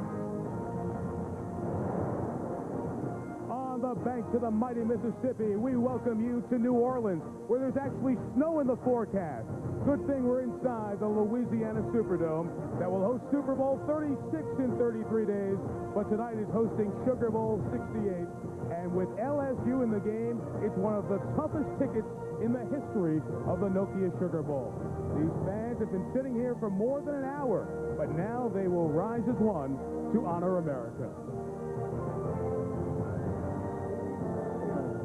Please stand for a moment of silence as we remember those who have lost their lives in the past year, and as we pray for our servicemen and women overseas and hope for peace across our land.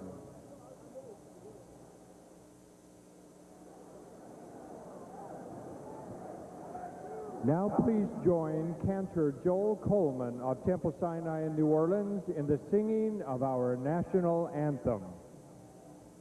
Oh, say, can you see by the dawn's early light what so proudly we hailed at the twilight's last gleaming, whose broad stripes and bright stars through the perilous fight o'er the ramparts we watched were so gallantly streaming, and the buckets red glare, the bombs bursting in air, gave proof through the night that the flag was still there.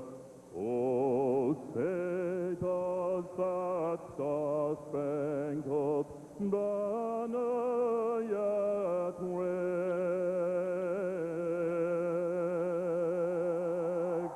o'er the land of the free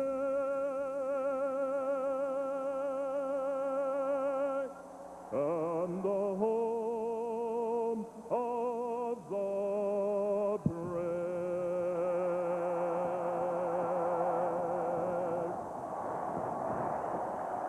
Fabulous atmosphere. Kickoff is next from New Orleans. First to John and Terry again at the Disneyland Resort out there in Southern California. Happy New Year, fellas, from New Orleans.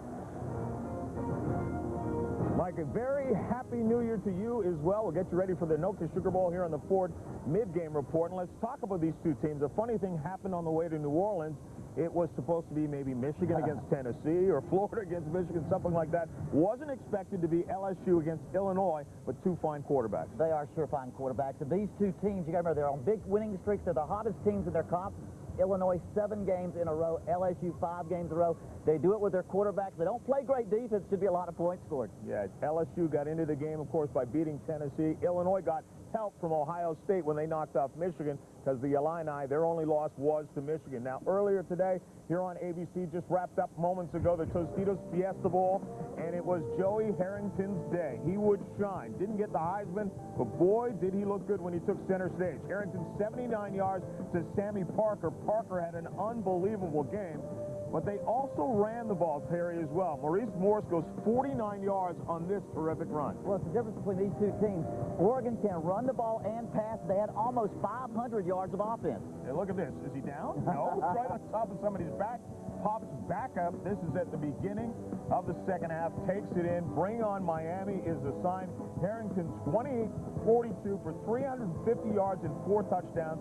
Sammy Parker, 8 receptions, 153 yards, and a touchdown. We have made the point that to Nebraska, they gave up 36, 37 to Texas, and 38 today to Oregon. But the bottom line was that Colorado's offense had been so good down the stretch they could overcome that defense, but Oregon made them look pitiful today. That's exactly right. Colorado had such a running game. We love running games, but you look at the last dozen years at the national champion, they've all been great in scoring defense. Miami, for example, #1 in the country in scoring defense, giving up under 14 points. Colorado giving up 23 points, 43rd in the nation in scoring defense. Oregon making a huge statement because they, of course, are hoping that Nebraska now wins on Thursday night in the Rose Bowl presented by AT&T, and then they would get voted, they think, and likely it would happen. You know the writers want this to happen right now, and that's what we're looking at Thursday. That's exactly right. If Nebraska beats Miami, you know what they're going to say. They just crushed the team that beat Nebraska. Yeah, that's the point as well. They crushed Nebraska as the Cornhuskers did get 36 points in the game, but came up well short. So we will see you again at halftime. Coming up now is the Nokia Sugar Bowl, the surprise for both teams. LSU taking on Illinois again. We'll see you at halftime. This has been the Ford Mid-Game Report.